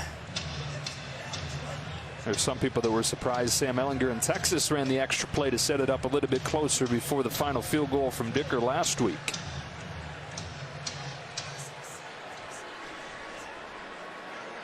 What are you doing? Quick little play? Yeah, I think you do. I think you've got to try to throw a little quick out, something to the boundary.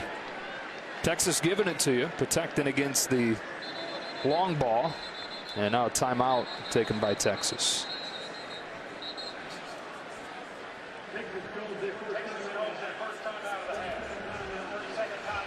Once in a while, I'll circle a play, right?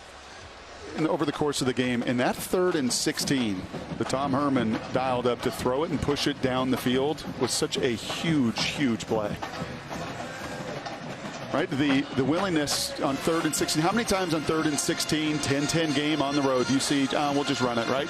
QB run or draw or something like that, and instead, nope, that shows the ultimate trust you have in your quarterback.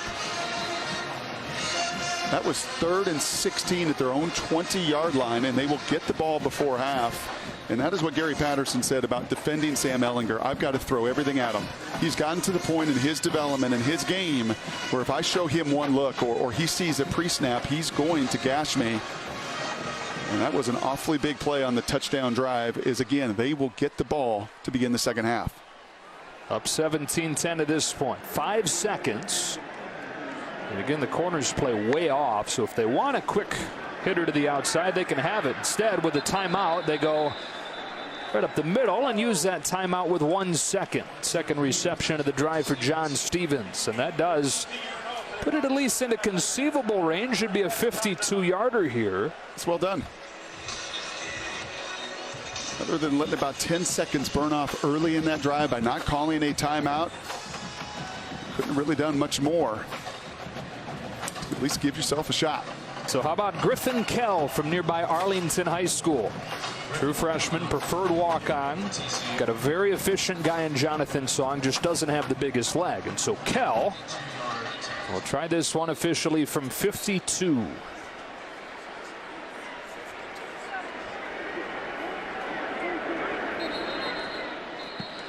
Timeout. And he's happy about that. Texas calls their second timeout of the half. 30-second timeout. You wonder if Gary Patterson sees that and says, maybe we should just throw a Hail Mary. You know, I was actually watching them kick in warm-ups, and it's not very often you've got two quality kickers. Well, that's what Gary's talking about right now after you watch that attempt, to your point.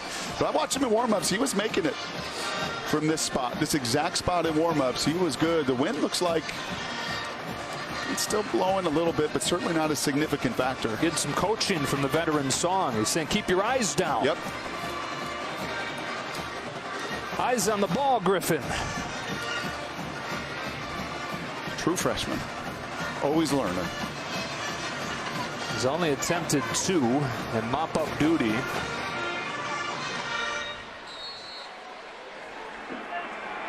It's another opportunity here at 52. Final play of the first half. Kell steps into it. Did he get it? You bet he did, with plenty to spare.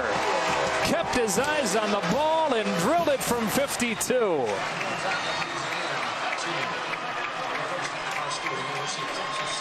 And just like a good caddy, right? Keep your eyes down. Stay down on the ball. Don't look up.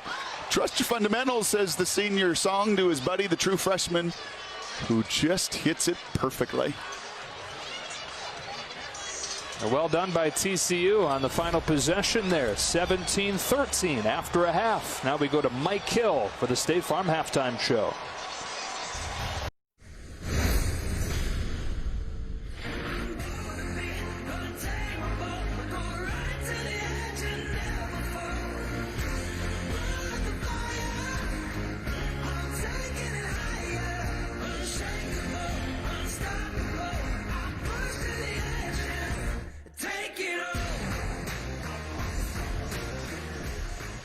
Welcome back to Fox College Football, sponsored by Volkswagen. Drive something bigger than yourself. Back here in Fort Worth in our Geico first half stats. Pretty tight game, 17-13. Texas in front as we get ready to go with half number 2. And we welcome it back inside. Joe Davis with Brock Heward. Sam Ellinger during that first half. Not his most efficient half. He was below 50%, but more than 200 yards. He hit some big plays. He sure did. We've had the good fortune this year, haven't we, to watch some craftsmen at the position. Jalen Hurts, we watched at Oklahoma. Justin Fields a week ago, and I would add Sam right to that list of guys that are just in total and complete control. There's never panic, even though TCU got some rush and got after him a little bit, giving these guys the opportunity down the field to make the big play. Here's the touchdown to Duvernay, the big seam route. To me, this was the play of the first half. 3rd and 16 to throw that corner route to Colin Johnson with absolutely no room and margin for error. And then finally the touchdown to Ingram, just dispersing the ball to everybody. And you're right, Joe, the numbers, the efficiency, the pass completion, not what you've normally seen. But against a Gary Patterson defense, to have 280 total yards, 211 throwing for Sam by himself, very impressive. Played a lot of games over his 3 years here at Texas. That's his second highest first half total. Those 211 yards. And he'll have it to begin the second half with Jake Smith and Deshaun Jameson back for the kick from Cole Bunce. 90th meeting between Texas and TCU. Got a good second half coming for you here on Fox.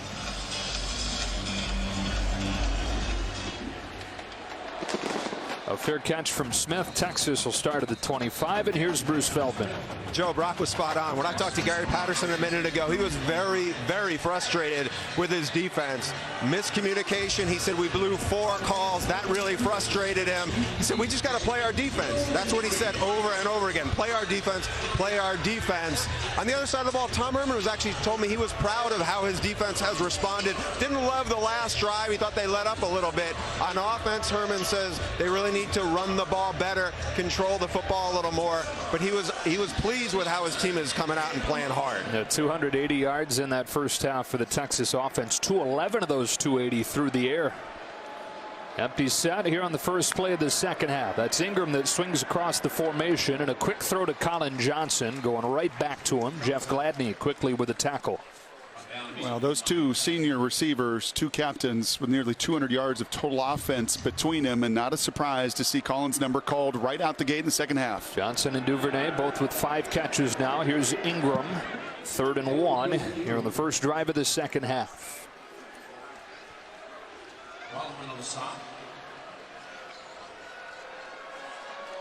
And it's third down.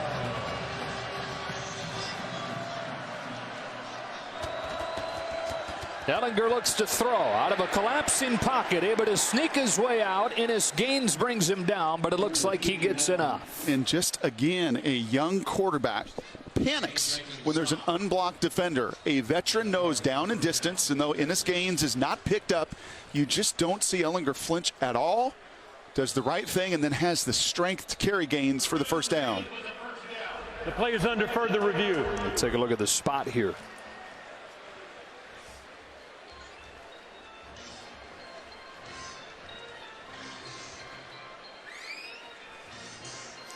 Replay booth's been busy. How many years Mr. Castleberry been doing this? 42. Wow. 42nd and final year for him as an official. It's awesome. Need more of them. Right? We need more officials and younger officials to be getting into this thing and gaining the experience, much like a quarterback. You know, there is no substitute for those reps and the number of snaps. Same deal with those officials as well. You see the unblocked defender, they're going to come off the edge. Ooh, where is that knee down in relation to where the football is? I think this is right by the replay to take another look at it.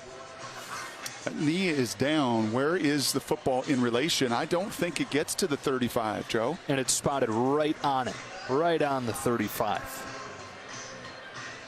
Does it hit right there as it sweeps through? Yeah, I think the other shot showed it. And remember, they compare those two frames together. I think the other shot definitively showed right there that knee is down. For sure down there, and maybe even a touch before that, right? Is it like right there?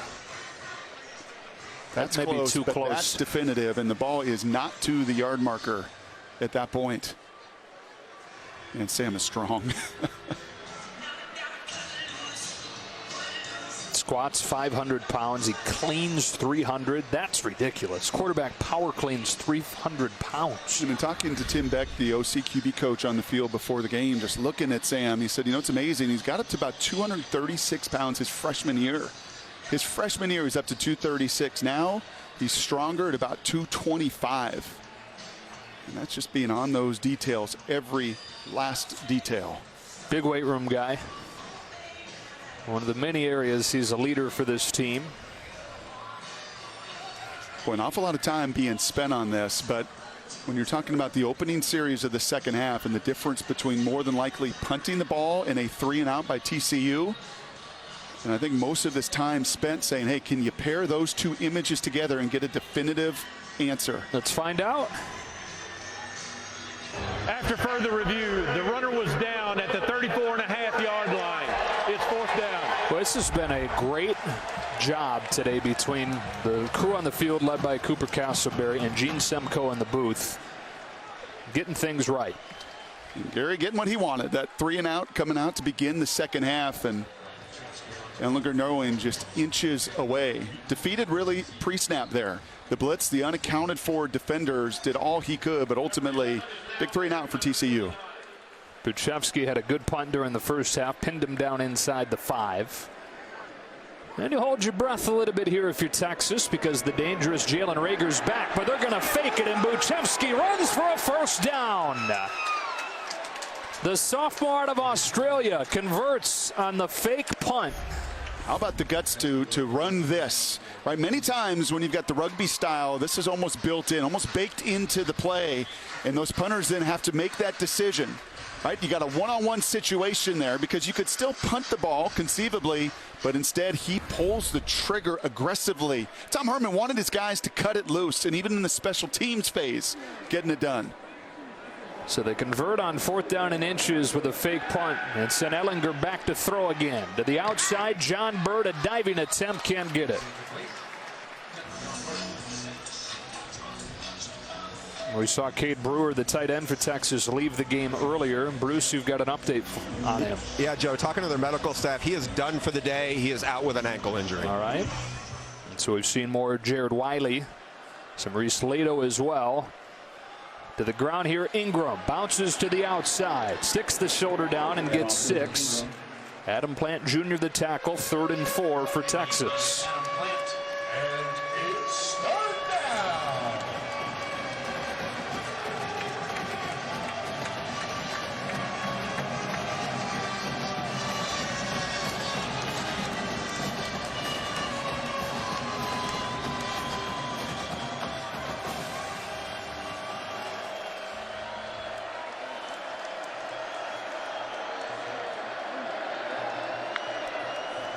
Horned Frogs rush 4.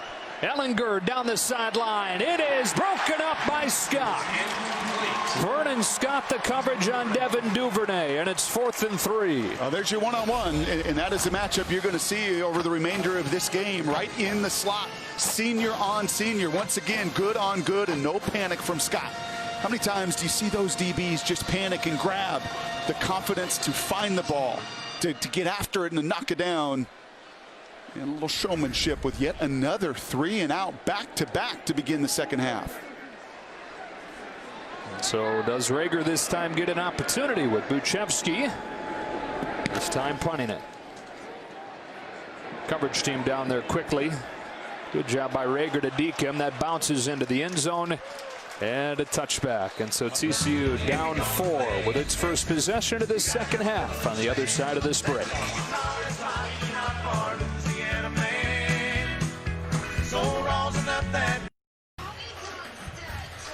Fox College Football is sponsored by Duluth Trading Company. Tough, ingenious workwear designed and tested by tradesmen.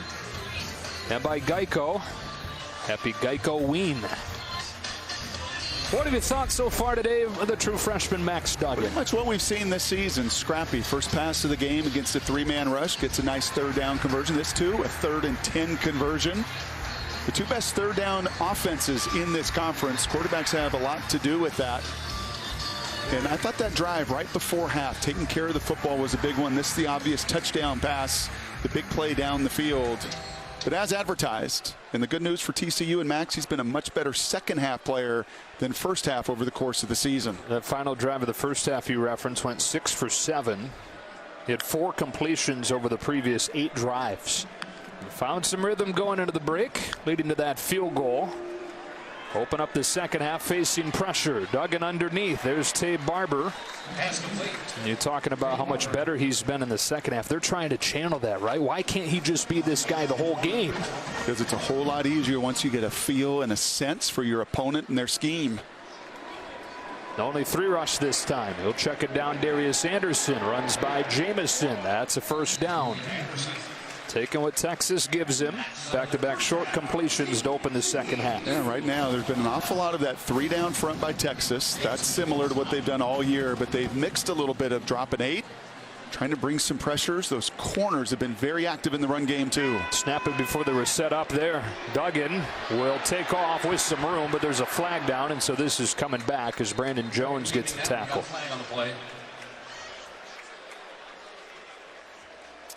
That's going to be on the left tackle. But number 68 of the offense. It's a 10-yard penalty, and it's still first down. Yep, Anthony McKinney. We have seen this a few different times when you just get the hands outside the frame. You can see it right here with the middle linebacker Mitchell coming. You get the hands outside the frame. It's pretty easy to see. And then upon the scramble, even a little tug of the jersey too. Hard when those guys scramble, right? It's much easier when you got a stationary quarterback than one that's going to be on the move. But as a tackle, you got to trust that and believe that.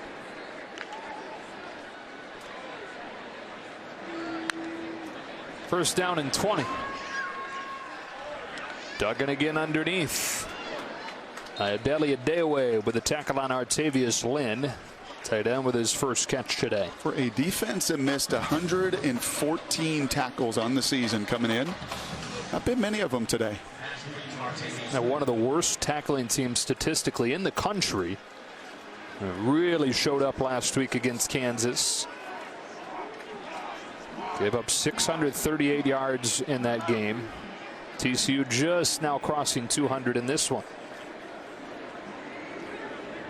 Texas showing pressure against the empty set.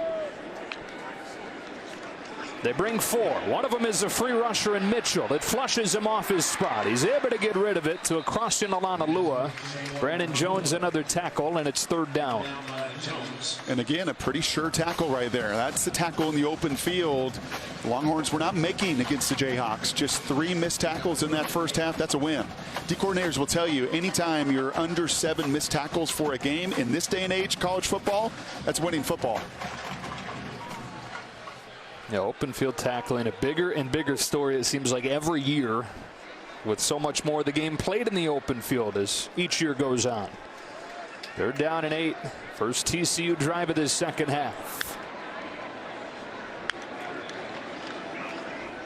Duggan looks to throw to the sideline. Did he get his foot down? No. John Stevens couldn't tap that foot, and so 4th and 8. The right place to go. Pretty good anticipation, but the throw takes Stevens wide. I don't think there's any question about that. Had him wide open. But a critical misfire there, and the punt team comes out. 2 steps forward, 1 back. A lot of times the way you live when you get a freshman quarterback. Asked Texas that 2 years ago.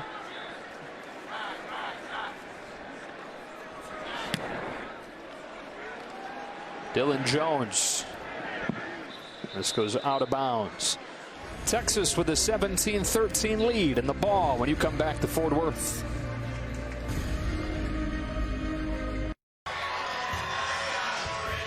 Fox College Football is sponsored by Ice Cold Dr. Pepper, the official drink of Fansville. Back in Fort Worth, and then there was one, and it was Baylor. Of course. Wow. With Oklahoma losing earlier today at Kansas State, the Bears, who are off this week, the last unbeaten in conference play. How about those Kansas State Wildcats? Coach Kleiman, his first year there, and just watching the tape of this matchup a week ago, Kansas State, TCU, you just see a well-coached football team, and any week you hear it all the time. Every week matters in college football, and we have learned it with significant upsets the last 3 weekends. From the 28-yard line, Texas begins this drive. Roschon Johnson, who carried it just once in the first half, lined up in the backfield. They flip it to him here. Not much room. He's pushed out of bounds by Garrett Wallow. Time for a game break with Amber Theo Harris. All right, guys, elsewhere in the Big 12 over on FS1, Oklahoma State at number 23, Iowa. After a Cowboys turnover, Breece Hall takes it in 9 yards for the touchdown, and the Cyclones pull within 1. Cowboys lead 21-20 in the third, Joe. All right, Amber, short gain here as they flip it to John Burt. Keon Stewart, the tackle, third down. Well, that's back-to-back snaps. You just can't do it any better. And when Gary Patterson's adamant to Bruce Feldman after the first half, we just got to play our defense. Those are the techniques he's talking about. You can't give Sam Ehlinger anything. You've got to play your defense. You got to know where your help is coming. And then ultimately on these downs and distances, you got to get one of the best in the country off the field. How about Colin Johnson not on the field here? Again, he's still working his way back from that hamstring injury. Missed a few games because of that. They're their best third down target on the sideline for this 3rd and 7. Ehlinger over the middle. He's got a first down and more with Duvernay. Devin Duvernay inside the 30, inside the 20, and inside the 10. Takes a big play and turns it into a huge play. 63 yards, 1st and goal. Just an inside slant. You see the pressure, and Duvernay can do it all. And this is what he is equipped to do, a 10-300-meter guy, so difficult to tackle. You see the lower half, the strong legs, breaking tackles, huge play. Right back to Duvernay. Gets just one this time into the arms of Jeff Gladney. That is the 4th play, Brock, of 20 or more yards for Devin Duvernay today. Amazing. And I'm not going to use the words the coaching staff did to describe him and his style, but let's just say he's feisty and angry. That's the way he plays, which is exactly the way you want your slot receiver to play. Quiet kid. But yeah, Tom Herman said mean and angry all the time. 2nd and goal. Duvernay goes out. Colin Johnson comes back on. He's got one-on-one coverage. I beg your pardon, he's to the near side. Ehlinger fakes the run, lobs it incomplete, looking for Reese Lato. It's the old Tim Tebow type play, huh? Sure was. Forever known as such. I think he had a hard time gripping the ball, and then the upward energy took that ball way out of bounds. Again, Texas, one of the best teams in the country at converting trips into the red zone into touchdowns. 3rd and goal from the 4. Watch the back. Ehlinger, end zone. Johnson adjusts with a flag down. He's got it for a touchdown, but did he push off?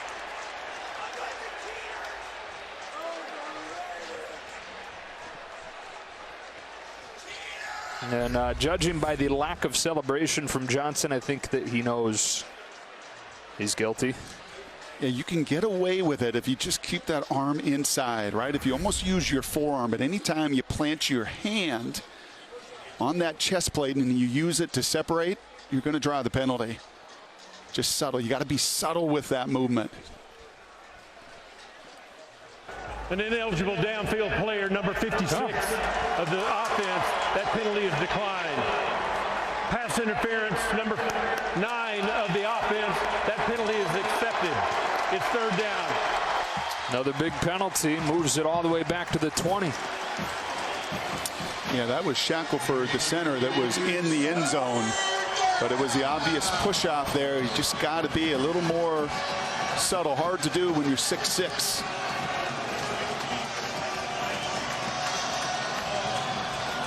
So instead of 3rd and goal from the 4, 3rd and goal from the 20.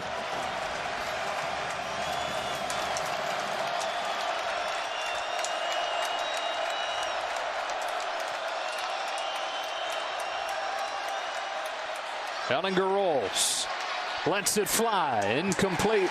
Johnson defended tightly by Gladney. He was flushed off his spot. Ellinger was by Wyatt Harris, and the field goal team comes out. Yeah, that is a big red zone stop for a Horned Frog defense that has struggled in that area of the field. That's now a couple of them today. And remember, Dicker missed the field goal, the chip shot earlier. For Dicker, it was just his 3rd miss this season. 9 of 12. This is his longest attempt today from 38, and it is perfect. So the lead is a touchdown for Texas midway through the 3rd quarter. 7 minutes and 26 seconds remaining.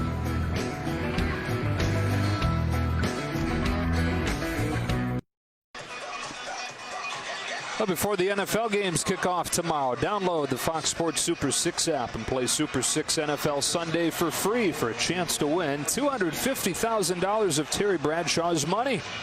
Why wouldn't you download it and take Terry's money? 20-13. Developing story in this game, Brock. Texas offensively turns red zone trips into touchdowns about 85% of the time on the season. That's top 5 in the country. 1 for 4 today. Touchdown, 2 made field goals, 1 missed. Jalen Reagor. I beg your pardon. Darius Anderson bringing it back. And TCU back on offense. We've seen Duggan get in rhythm the last couple of drives. You're surprised that TCU has just not found any real rhythm in their run game. Right, this is a crew for Gary Patterson that's one of the best in the conference. They're running on the season for 240 yards a game. And really many times it's been a favorable box count. Now Texas is moving an awful lot post-snap. But for Cumbie and crew, the strength of this team is their run game, and Texas has largely neutralized it this afternoon. Credit to those guys up front, Roach and Coburn and Graham. From the 30-yard line, Duggan to throw against pressure on 1st down. Underneath, it's Artavius Lynn, his 2nd catch. And Duggan now 11 of his last 13. And most of those under 10 yards. You've not seen the shot down the field. Texas has played fairly conservatively, those young safeties deep. But the guy at some point here over the final 22 minutes, Jalen Reagor has to be a factor. He is too dynamic. Freshman player of the year a couple years ago, has got to find a way to impact this game. Not even on the field at this point. It's Barber and Hunt to the top. It's Mikel Barkley to the bottom of the screen as they hand it off to Shewa Olanalua. And the big back has a 1st down to the 45. And that's about the first time where they've gotten movement at the point of attack. Texas has reset that line of scrimmage for one of the rare times, a little power concept pull, left guard, left tackle, and the 240 back actually had movement in front of him to move the chains. Reagor does come into the game here. The bottom of the screen on 1st and 10 from the 45.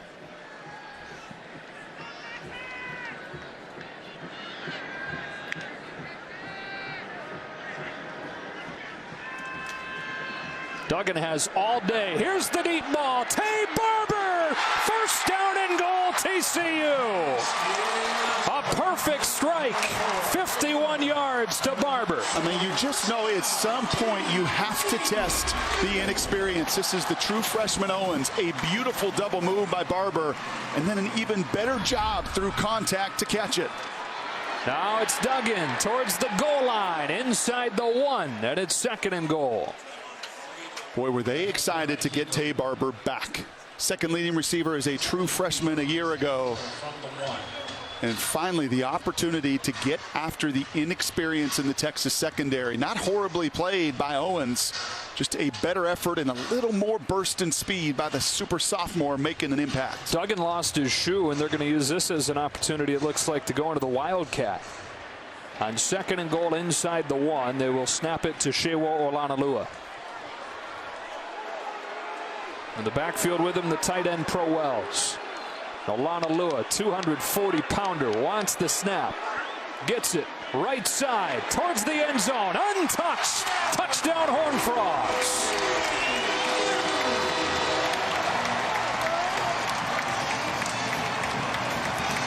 Now with an extra point of a tie game in Fort Worth. Yeah, watch the big right tackle right here. Lucas Niang, not a surprise. You're running behind some of your best people. Look at you set the edge. My goodness gracious.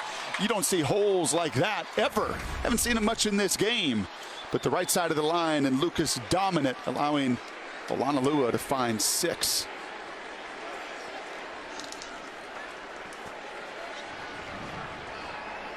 Extra point from Jonathan Song ties the game at 20. Been looking for some big plays through the air. Been looking for Tay Barber. Really just his 2nd game this season where he's been healthy. The big completion sets up Shewa Olanalua, and we are tied late in the 3rd.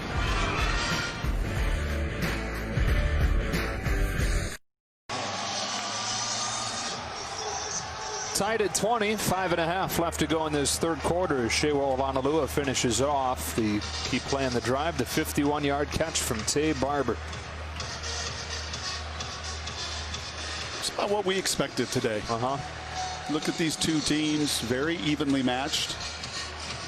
Duggan, a guy we know that gets more comfortable with more game that goes on. The biggest players, some of the biggest stars coming in have shown up today. Pretty well played, highly contested game. It's a touchback.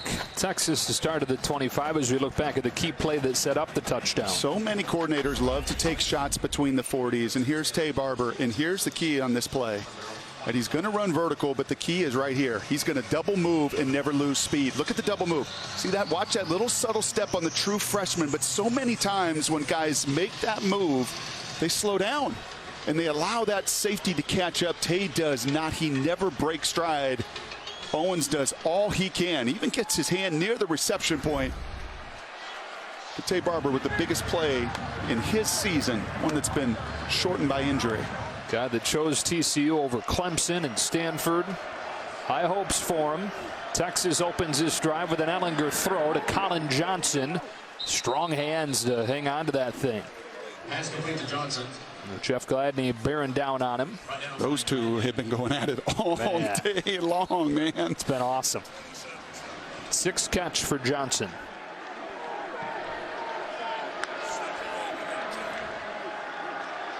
Not a whole lot of room there for Ingram. Clyde Harris, the tackle. We check in with Bruce Feldman. Hey, Joe, injury update on Ryan Buchevsky, who executed that fake punt about early in the 3rd quarter. He is done for the rest of the game with a shoulder injury. And in a tight game, as we often see, special teams typically play a big role. TCU trying to force Texas's hand into using the backup punter here. 3rd and 7.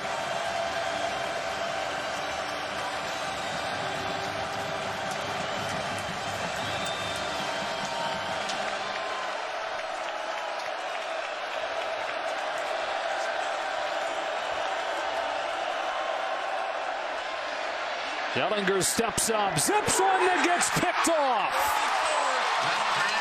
Ardarius Washington, what anticipation for the redshirt freshman to get his 3rd pick. Wow, this is big time. This is a true freshman in Jake Smith that's going to run the in-cut, but you're going to see the safety run the route for him. First of all, he gets bumped there by Wallow. That sets him off his route.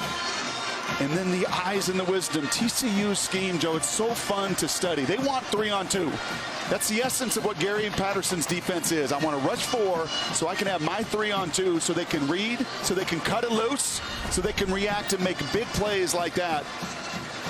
And Ellinger, I know, did not anticipate that safety running the route better than his true freshman slot receiver. And now with a sudden change in the ball at the 44, you know, Texas would be on high alert for a shot play from TCU.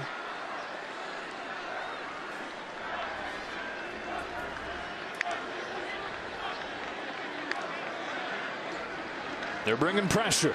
And Duggan looks over the top. Jalen Reagor, bang, touchdown.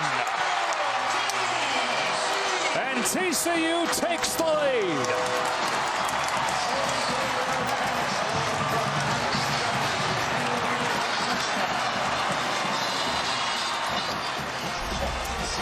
TCU has had the need for speed. That's a no contest. Eyes in the backfield for Deshaun Jameson, the corner, the young corner. He never feels the speedster blow right by him. Reagor gives the young freshman quarterback plenty of room to throw that ball to. And we were calling for him a few minutes ago. Reagor made his name known too. One of the fastest players in the Big 12. Shows off that 4.3 speed. Back-to-back long touchdown drives for TCU. Big strike here on a 27-20 lead. 44-yard touchdown for Jalen Reagor, who's had a frustrating season. I mean, this is a guy who last year caught 72 balls, more than 1,000 yards. But as they've struggled at quarterback, struggled getting the passing game going, his numbers way down. They say that despite all that, he's continued to work really hard. He's continued to be a good leader. No complaining at all for him. And now the pressure put back on Sam Ehlinger in Texas, trailing for the first time since it was 10-3. Yeah, and what Tom Herman told us this week, just about being a psychologist, right? Making sure the guys mentally are in the right place, the right space. Challenge here now over the final 19 minutes. Following us tonight, Game 4 of the World Series. Houston Astros, Washington Nationals, as Houston tries to even the series up 2 games apiece. A young secondary held their own in the first half. Didn't give up the big play, but a nice adjustment by Sonny Cumbie, by Gary Patterson's crew to say, no, enough is enough. Everybody else has been thrown at this Texas secondary. And finally, the Horned Frogs get their opportunity, and now Sam's got to flush it. Got to flush a couple interceptions, and especially that last one, and get back to basics. Well, they sure look calm, made it look easy when they fell behind in the final minutes last week against Kansas. Trying to come from behind here. Duvernay, double coverage, incomplete. Nearly intercepted again. Mayrig and Stewart in coverage, and it's 2nd and 10. Yeah, this Mayrig's a good player. And Gary Patterson keeps trusting him in these one-on-one situations. Both guys have hands all over each other. There's no reason to throw out a penalty flag. They're both fighting and tussling. TCU's winning. They've won in the second half here. Defensively, they've been in lockdown mode this third quarter. I know we talked about the big yardage totals, the big plays for Sam Ehlinger, but he at this point is well below 50%. Ingram a short gain. It was Gaines that stopped him, and it's 3rd and 9. Yeah, well, they're not getting anything here. Tom Herman telling Bruce, got to get the run game going, and you're not. And because of it, you're living in 3rd and 7+. That movement and quickness playing off this crowd for TCU on that D-line is winning at the line of scrimmage.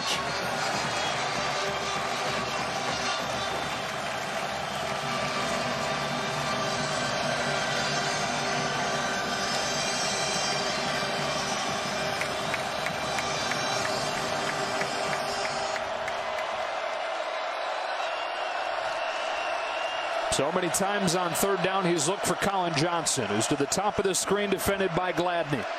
Ehlinger in trouble. He goes down. It's a short gain. He's stopped by Mathis. It's 4th down. There's nowhere to go. There's 8 men dropping in coverage. And 3rd and 9, yeah, he was looking for Colin again, but he's on a little in-breaking route for about 4 or 5 yards. That's even covered. And credit to this TCU front.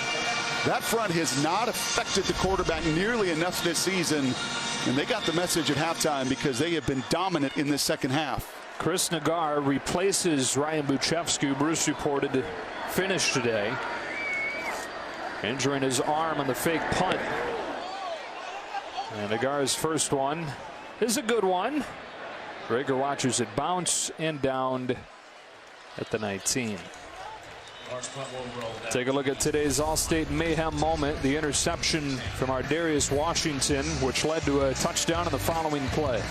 And this is redshirt freshman on freshman. I'll tell you, one of the bigger plays of that was Garrett Wallow getting a little bump, totally legal, resetting that in-cutting route and giving Washington the safety time to really feel it all.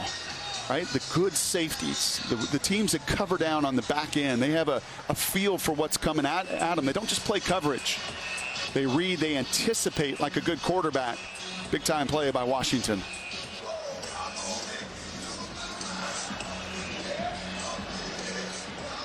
TCU with the ball up 7 late in this third quarter.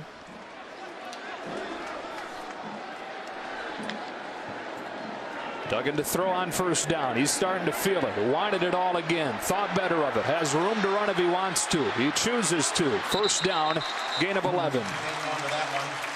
Yeah, and this is in no way, shape, or form the time to shut it down. You continue to be aggressive. Number one, because Max is so much better in second halves. But number two, because you know what Texas is capable of offensively. And I'm sure Gary Patterson said to Sonny Cumbie, keep being aggressive. Keep attacking this youthful, inexperienced secondary. Empty it out on 1st and 10. Texas showing heat. All 11 men within 5 yards of the line of scrimmage here. Does Duggan look to go over the top again? Instead, he goes down. The blitz gets home with Juwan Mitchell. Yeah, we've seen Mitchell pull the trigger a couple different times, and this is one I think where the young quarterback has just got to get rid of the ball. Or you've got to slide the line to the left there. Center, left guard, McMillan, Iwagwu have got to slide to that, but Mitchell's speed and quickness makes a huge play. It's just the time Texas defensively needs it. First sack today for a defense that's only had one of them over the last 3 games. 2nd and 16. Been a quiet day for Darius Anderson. Tough sledding there on a gain of 4. Graham and Roach combining the tackle, make it 3rd and long. I think on that sack, Joe, pre-snap they were showing a different look, trying to confuse the line to which way they could slide. They won that one both pre and post. Bringing just 3 here on 3rd down. Duggan throws over the head of Rager, who he had open. And it would have been a first down if he put it on him. And when he misses high because he's a guy that just has some juice and energy still. And we were talking to Gary and to Sonny saying, man, just have him throw into a wall before the game, because often he throws with so much energy. And when he misses like he does there, that's too bad, too, because they had an open receiver, if you're TCU, a chance to stay on the field. Well, both teams are to their second punter. TCU by choice. Jordy Sandy shanked one, just a 14-yarder during the first half, and so it's been Dylan Jones. Out of bounds near the 30.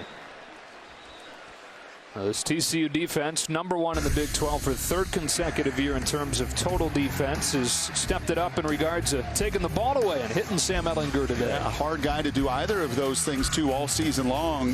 Ehlinger with just 3 picks coming in, 2 today. That second one by Washington setting up the touchdown. Wallow had the first one. Both of them were TCU defenders jumping in, breaking routes. And that group up front, whether it's been a 3-man rush, been a 4-man rush, they have at least made Sam move off his mark and hit him a bunch. Again, something in their losses against Iowa State, against SMU, they could not get done. Yeah, another thing, they've always gotten a lot of turnovers here under Gary Patterson. Hasn't been the case this season. Came into the game with just 5 of them. They've got the 2 today, and they've got Wallow and Blacklock combining to drop Ingram for a loss of 3. Yeah, Blacklock destroyed that play. Whenever you have polars, Gary Patterson knows that you destroy that with penetration. Blacklock does, and Wallow cleans up. Those two been dynamite this season and this afternoon. Texas thought that Ross Blacklock probably the best nose they're going to face this season. Guy that missed all of last year with an Achilles injury after he was the Big 12 Freshman of the Year in 2017. Likely the final play of the 3rd quarter. Ehlinger facing pressure, rolling to his right, keeping his eyes downfield. There's a flag down as he throws another interception. This one from Trayvon Merrick.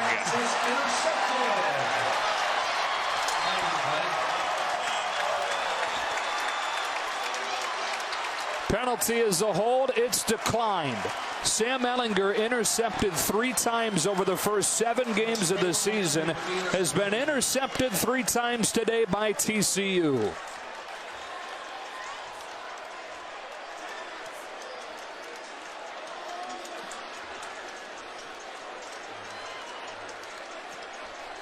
Waiting for the official call here. Coming into the third quarter, our score TCU 27, the University of Texas 20. Cooper, what do you got? It was a hold. It was decline. May not get an official call, but just trust us. 3 big turnovers. A team that has struggled this season. Don't have a fumble recovery yet on the entire season, but they got 3 takeaways from one of the country's best quarterbacks, and they've set their offense up in position to begin the 4th.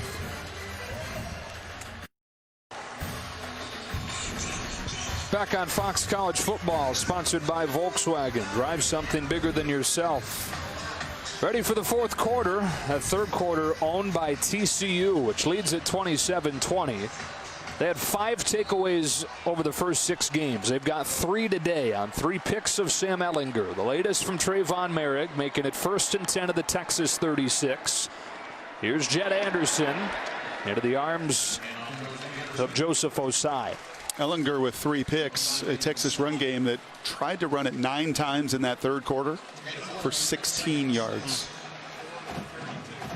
Against this defense in this building, you have to have balance. No matter how good Ehlinger has been this season, if you become one-dimensional against a Gary Patterson defense, you're up against it.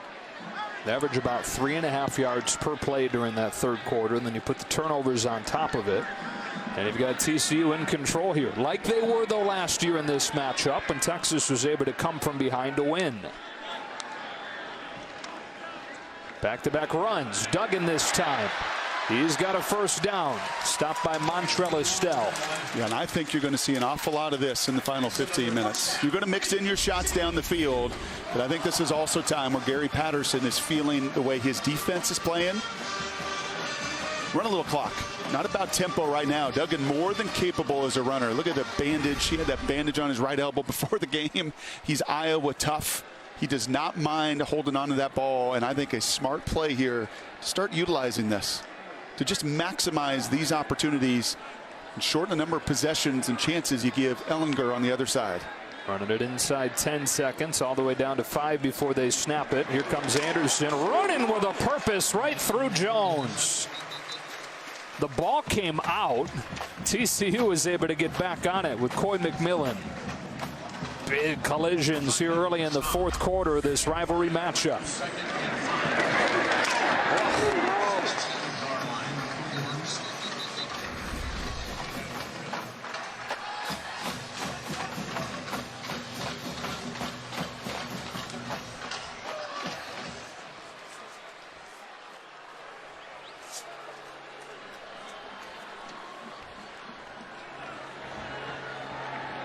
Second and 5. Duggan looked right. Now he'll run and get 3. Odeli Adewe with a tackle, and it's 3rd and short. That was a big-time tackle by Adewe. He didn't make it. Duggan maybe one-on-one with the safety for a touchdown. That was a cool design QB draw off a little screen look. Here comes the big back. The Wildcat with Olanalua. They ran it once today on the goal line, and Olanalua went into the end zone untouched. And it was right behind the right side. If you're going to run it somewhere, it's more favorable behind the Yang, your right tackle. Bolasami at right guard. They've also got Carter Ware in there, the fullback, and the tight end in Artavius Lynn. It's Olanalua. He will lose yards as Brandon Jones gets there first. He had plenty of help. White shirts surrounding Olanalua and making it 4th down. But it was the early penetration. I knew it. You knew it. I think everybody in this building knew that that ball was going to go to the right side, and you see the amount of pursuit and effort there. Osai sets it up. It's his early penetration. And that guy's got no give up in him whatsoever. Here comes a field goal attempt from Jonathan Song. And boy, couldn't Texas use what they got twice last week. That is a block kick. 1 field goal, 1 extra point. From 33 yards. Makes it look easy. And for the first time today, the Horned Frogs lead it by 2 scores as they've scored 17 straight against Texas.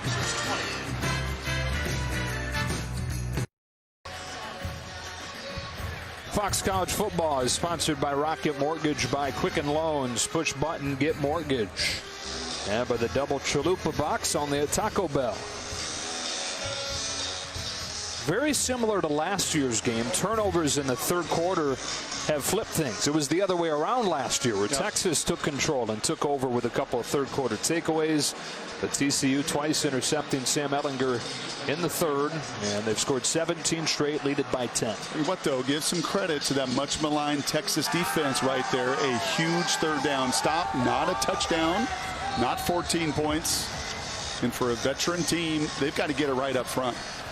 If they don't protect and run the ball, it's going to be really hard to find the end zone here in the fourth. Smith takes the fair catch. From the 25-yard line, they'll begin try to take better care of the ball. TCU defense that had just 3 takeaways all season coming, or 5 takeaways all season coming in, has 3 today. And Ehlinger with just the 3 picks all season gets all 3 of them, and all different guys and all different varieties. But one thing was a constant. It was team defense. Right, it's that second level. It's that secondary. It's what these Horned Frogs take such great pride in, and that is making life miserable for a quarterback. Mixing up your coverages, jumping those routes, being able to play the ball. All tenets of Gary Patterson's defenses. Which is one of a kind, the way he does his defense. Play action on the first play of the drive. Ehlinger well protected, throwing one over the middle, incomplete, looking for John Burt. Good defense from Keon Stewart, the true freshman. And Texas is missing Brennan Eagles. I talked a lot about him today. We've not seen nearly as much. Burt is his backup, the senior playing. Eagles missed some practice time earlier this week. He's got 5 touchdowns. He's really the third weapon in this arsenal that makes him so difficult to defend. And I think Sam's missing him this afternoon. Roshan Johnson has a hard time getting back to the line of scrimmage. Garrett Waller the tackle, but again, it's that defensive line beating the Texas offensive line. You can see it. You can see that line being set a yard back on those run plays. Exactly what a middle linebacker like Waller wants, so he can go and finish.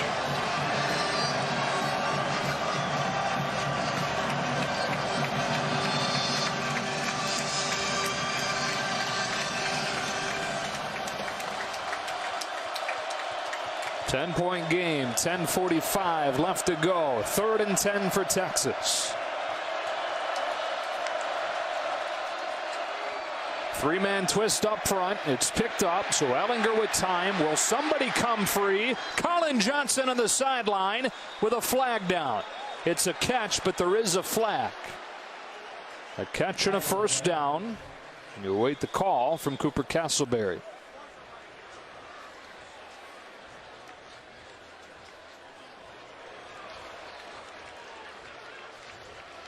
Holding by number 12 of the defense. It's a 10-yard penalty and an automatic first down. Boy, and they needed it badly. On 3rd and 10, you rush 3, and Gladney's saying, hey, you let us hand fight all day long today in that matchup with Johnson. He doesn't like the call, but it's awfully difficult to defend for 3, 4, 5 seconds in that case. In a much-needed 3rd down conversion by the Longhorns. Now, previous 10 plays, Brock, they had 2 yards total. As many yards as they did turnovers over the previous 10 plays. But they get 12 here to Johnson. They're just going to make sure. Wow, what a catch, huh? Amazing awareness, isn't it? And flexibility. Goodness. 7 receptions for Johnson today, matching Duvernay.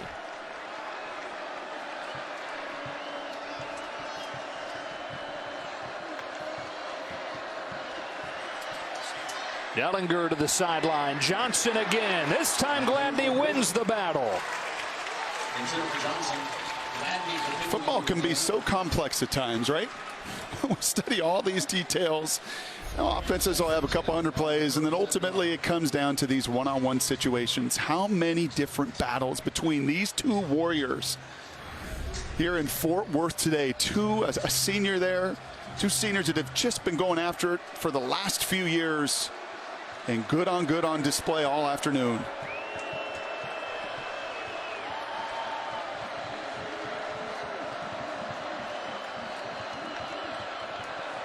Ellinger to throw on 2nd and 10. Feels the pressure. Steps up.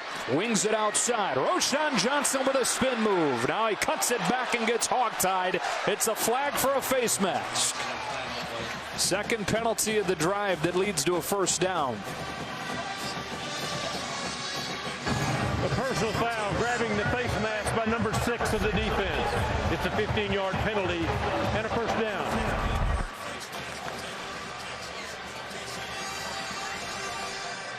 Yep, at the end there, Blacklock. It's a hold of the face mask.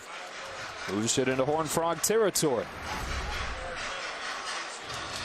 40-40, your shot zone where you like to take those vertical opportunities. Seen TCU do it a couple times.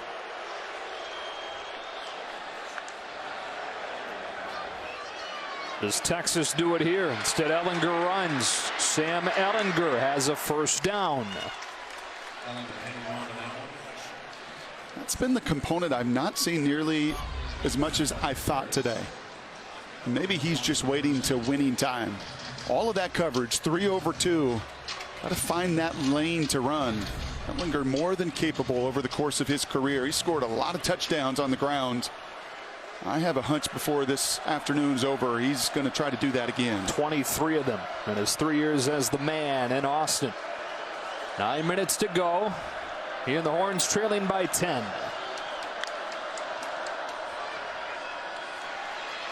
Feeling his way through the pocket and running again. Ellinger with another first down to the 16 on his longest run of the day. It goes for 16. So you want to play all this coverage, right? And you have people locked up downfield. It's almost as if on those last 2 snaps, they're not QB draws by any means. But Sam looking for his opportunity to find that lane and go get those yards. And then a flag. It's like movement up front before that thing was snapped by Shackelford. And you want to slow down a rush. A false start by number 73 of the offense. It's a 5-yard penalty, and it's still first down. And that's the left guard, Parker Braun there, trying to get an early jump. Slow down a rush. Running QB helps, but this has been also a huge facet of this afternoon. The struggle down in the red zone. You see in yellow there, 86% this season at turning red zone trips into touchdowns, as good as anybody in the country. 1 for 4 today. The penalty makes it 1st and 15.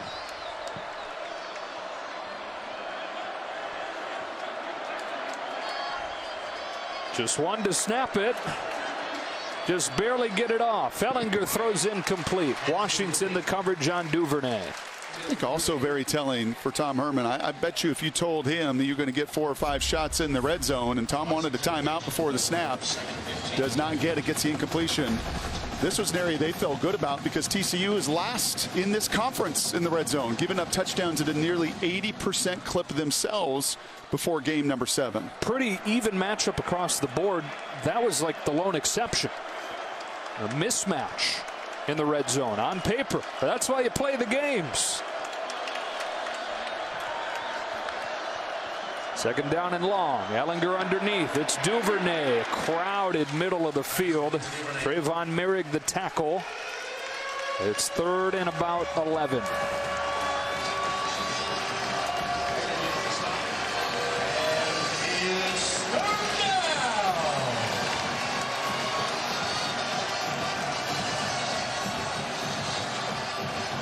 Can you get Johnson to the top of the field in a one-on-one one more time? That has been your best matchup today. They shade Washington his direction. Johnson against Gladney. Been matched up all afternoon. Looking in his direction. Scanning the field. Delivering a strike, and it's 1st and goal. The 5th-year senior John Burke. An increased role today because Eagles has not played. His biggest catch of the season. And tempo right to the ball for the Longhorns. From the 5, Roschon Johnson. 2nd and goal. Wyatt Harris the tackle. Do you have any doubt that Erlinger was not going to respond? Because he is a veteran, and I had no hesitation as you see Eagles on the sidelines that he would respond like this. Johnson again lowers the shoulder and gets in. Touchdown, Texas. There is a flag down.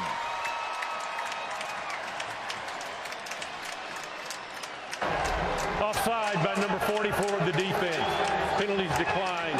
Touchdown. There was 6:50 left to go. Texas back within a score. You just knew Ellinger was going to do it because he's done it all season long. Back against the wall, doesn't matter. Down in the fourth quarter to LSU, to Oklahoma, that guy is going to fight and he's going to scrap and he's going to run.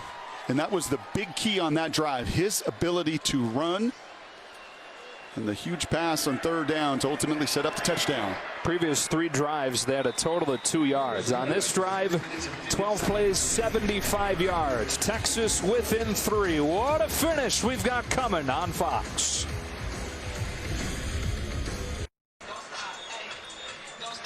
Well, Roshan Johnson gets the touchdown, but the big play was the 3rd and 11 completion to John Burke. And the senior nickelback here in this games, keep an eye on him. This is 3rd and 11. You have got to make this throw go underneath. He widens, he opens up that zone window. On the clicker tomorrow when Gary Patterson meets with his crew, he's so demanding of those guys in the secondary. You've got to force that throw to go to the backup tight end Lato in the flat. You cannot open that window for a veteran quarterback. Sam delivered. Open a window for Ellinger to deliver. Open a window for Texas back into this game. 30-27, 6:50 left to go. Back in a moment.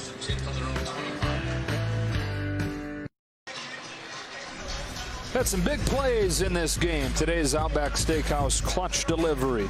Max Duggan finding Jalen Reagor.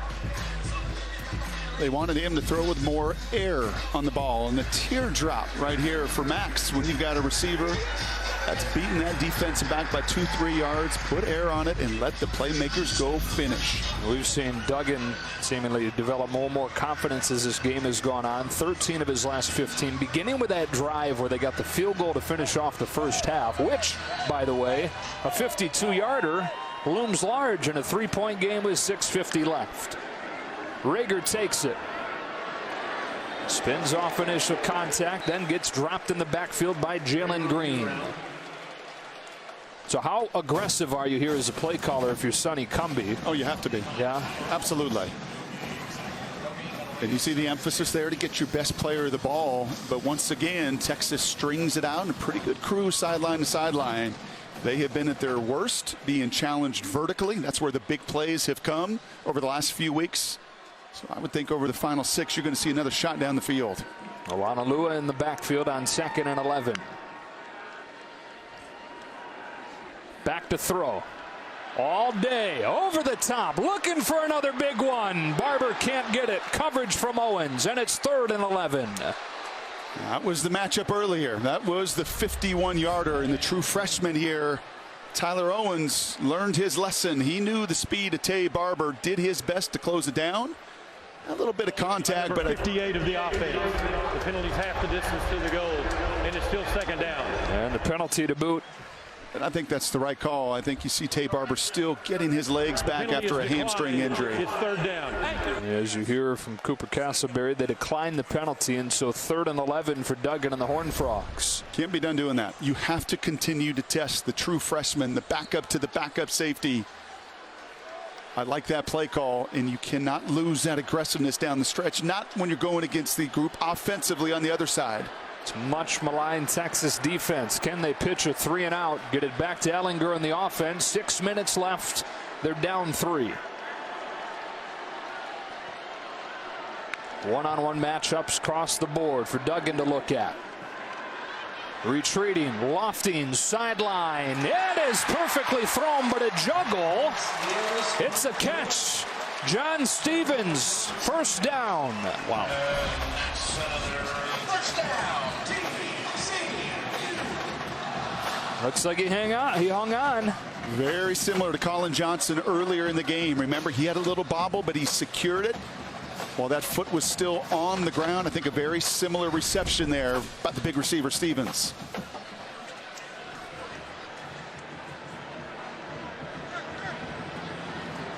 That was a heck of a throw on 3rd and 10. Anticipating it. 5.5 to go from the 40. Olanalua. It'll be 2nd and 8 after this game break. Coming up right here on Fox after Texas TCU, it's Game 4 of the World Series between the Astros and the Nationals. Houston feeling good after taking Game 3 last night. Nats still lead the series 2-1. Pre-game starts at 7:30 Eastern. First pitch set for 8:07 right here on Fox, Joe. All right, Amber, and quite an entertaining lead-in to Game 4 of the World Series. 30-27, inside 5 minutes left. On second down, off play action. Duggan steps up, steps away, takes off. First down in Texas territory. Coburn delivers the big hit, but it's after a gain of 14 for the freshman quarterback. Thought he could check it down to his running back, and the Horned Frogs running back, second, third leading receivers on this team. Instead, he uses his running back, Alana Lua, to be the blocker.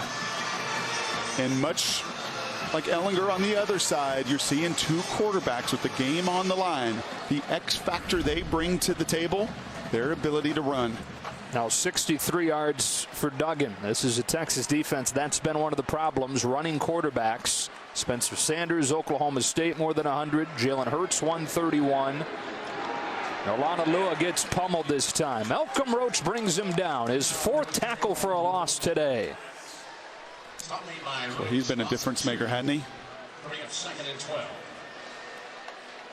The clock becoming a factor inside 4 minutes. Both teams all 3 timeouts. Second and 12 from the 45. Ellinger hoping for another opportunity.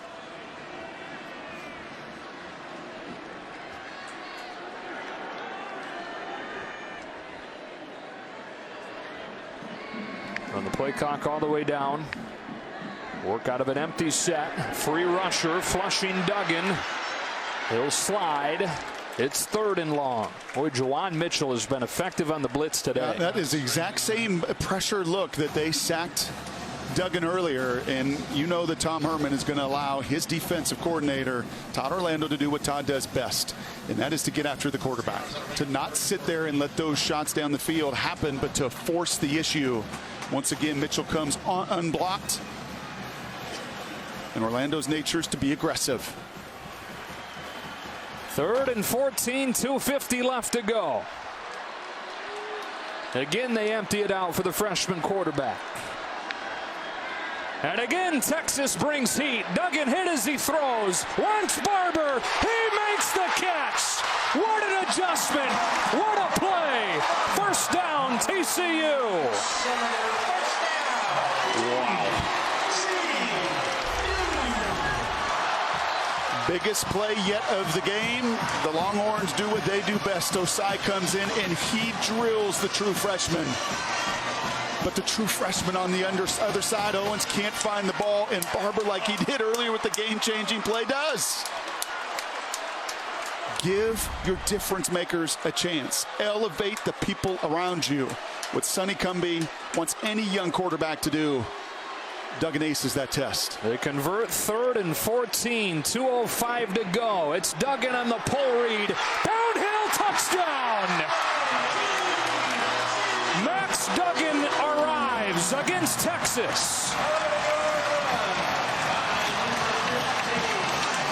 And it's a 2-score lead with 1:59.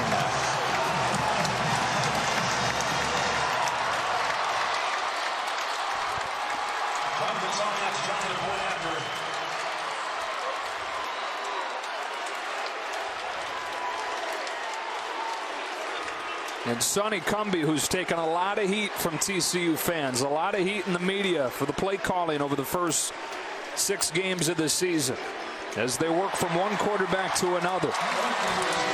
Getting the best performance of the young career from the freshman out of Council Bluffs, Iowa. The pride of Lewis Central. Max Duggan for the touchdown and a 10-point lead.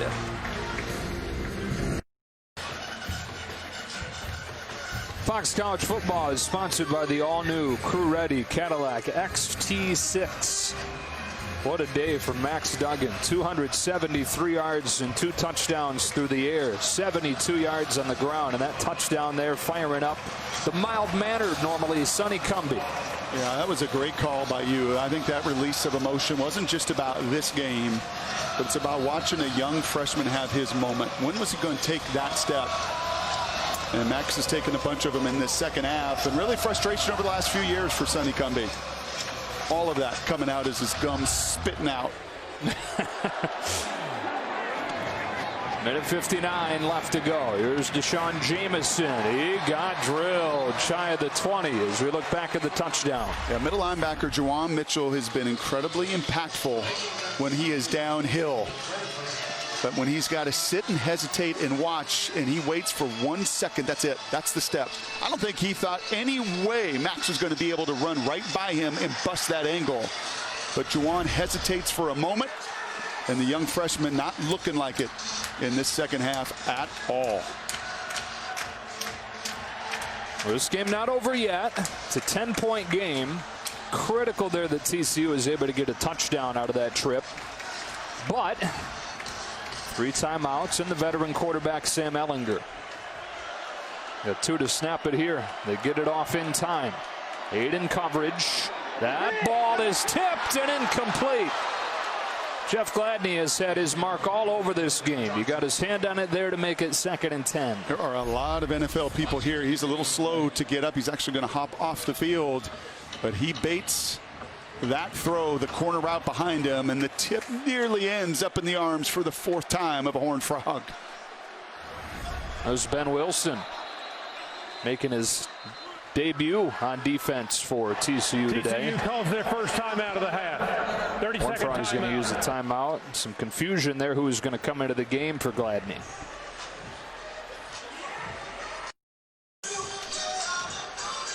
Our GP is prowling, isn't he?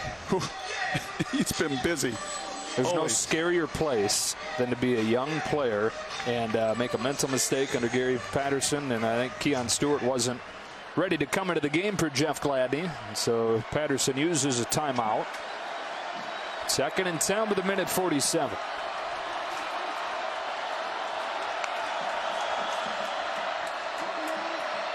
Ehlinger, Ingram, Wilson. Now Ben Wilson had foot surgery and so missed the first 5 games of the year. Made his debut on special teams against Kansas State last week, playing some big minutes defensively at linebacker here in this one.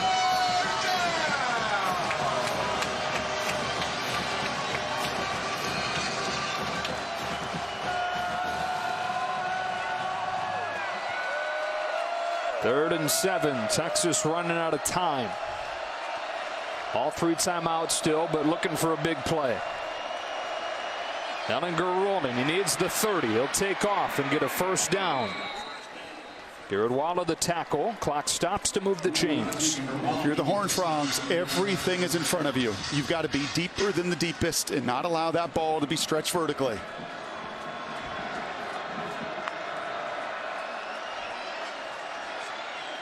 They're looking to stretch it with Johnson.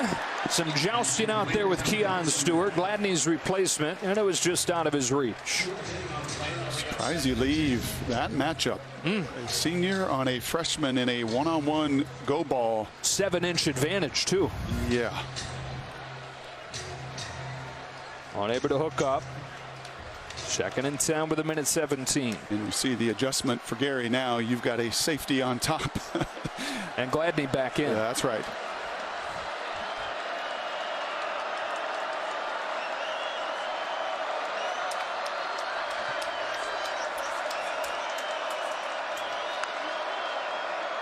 TCU continues to drop 8 into coverage. Ehlinger continues to have time. He's chased.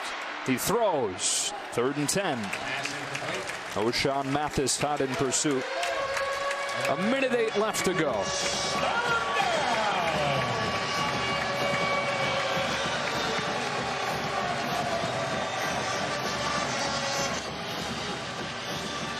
Those two have been at it all day long. One of the better play callers in all of college football, and Gary Patterson, a guy that tries to defeat every call with his defensive signals. And man, has his secondary been good in this second half.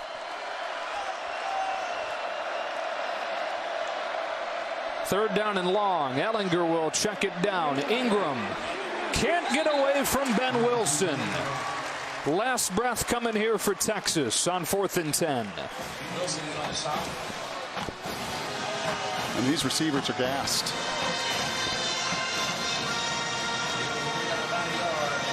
I mean, these receivers have been running up and down this field as much as they possibly can. Well, here's the game.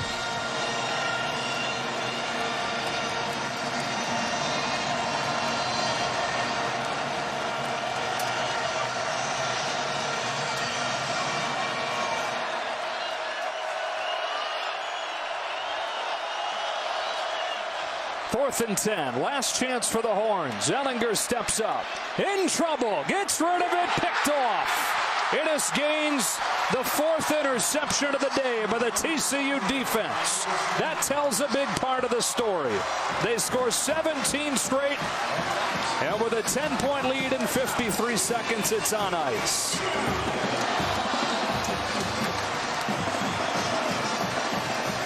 That's teaching tape in this second half of how to cover down, even against a loaded receiving corps with a bunch of seniors and a quarterback as hot as anybody in college football. The eyes are in the backfield. They know the scheme inside and out. Garrett Wallow has been a force in the run game. He's spying Ellinger. You rush 3, you put a spy on him, and Gary Patterson knows it. He called one heck of a second half. Sam Ellinger will finish the day 22 for 48 with 4 interceptions, a career high. Could not get the run game going at all. That entire second half, the only run game that got going were Sam's legs. And you just can't do it, not against this defensive group in this building. Coburn stops Olanalua. They use the first of the 3 timeouts. I told you on the other side. Actually going to let it go, Brock. Sorry. Oh, they are? Yeah. A little surprising. Well, I know the World Series is next. Huh? It is Houston. And so Gary Patterson's team, which had dropped 3 of its last 4, started to be questions. Can they even make a bowl game this season? Last time they missed a bowl was 2013. They're going to move to 4-3. They're going to beat Texas for the 5th time in the last 6 years. Olanalua goes down. That will run the clock out. And the questions about where is Texas in year 3 under Tom Herman will remain. Well, they weren't nearly good enough in this second half, and Gary's Horned Frogs sure were. And we just watched a freshman quarterback grow up and have his moment to take that next step in his career. Max Duggan was awesome in that second half. So was the defense. 1961, the last time TCU took down Texas. Well, the Longhorns were in the top 15.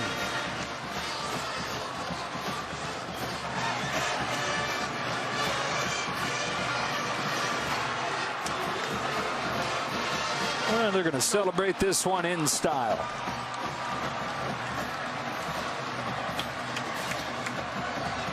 Bruce Feldman has Gary Patterson. Gary, Sam Ellinger had only been picked off 3 times all season coming into this. You got him 4 times. I know you were frustrated at half, talking about we got to play our defense. How are you guys able to make this happen? Well, we chased some players, and then we came up. Guys just made some plays. We just did what we should have did the first half. Your quarterback, Max Duggan, I know per your policy you don't make freshmen available for interviews. So I'm going to ask you, he made a ton of plays. When did you realize Max was different than your average freshman quarterback? Well, when we recruited him. I mean, he's a great kid, great family, everything. His future's very bright. Your voice is gone. Is this going to be a feeling of joy, or what's going on from here? Hell yeah. All right, thanks, Coach. Joe, back to you. Oh, my gosh. Oh, you can't even talk. Take a look at today's Ford Unstoppable Player. How about Max Duggan today? 273 yards and 2 touchdowns through the air, 72 yards and a touchdown on the ground. You know, Bruce said before the game, Trace McSorley was the comp. That's who TCU felt that they were getting, and why many around the country wanted him to lead their program. I watched a lot of Trace, and this afternoon in the second half, That was Trace McSorley-esque, a winner. He put touch on the deep ball, something that he's had to learn a little bit this season. And then with the game on the line, it was that game-changing play, that unstoppable touchdown run that was the final nail in the coffin.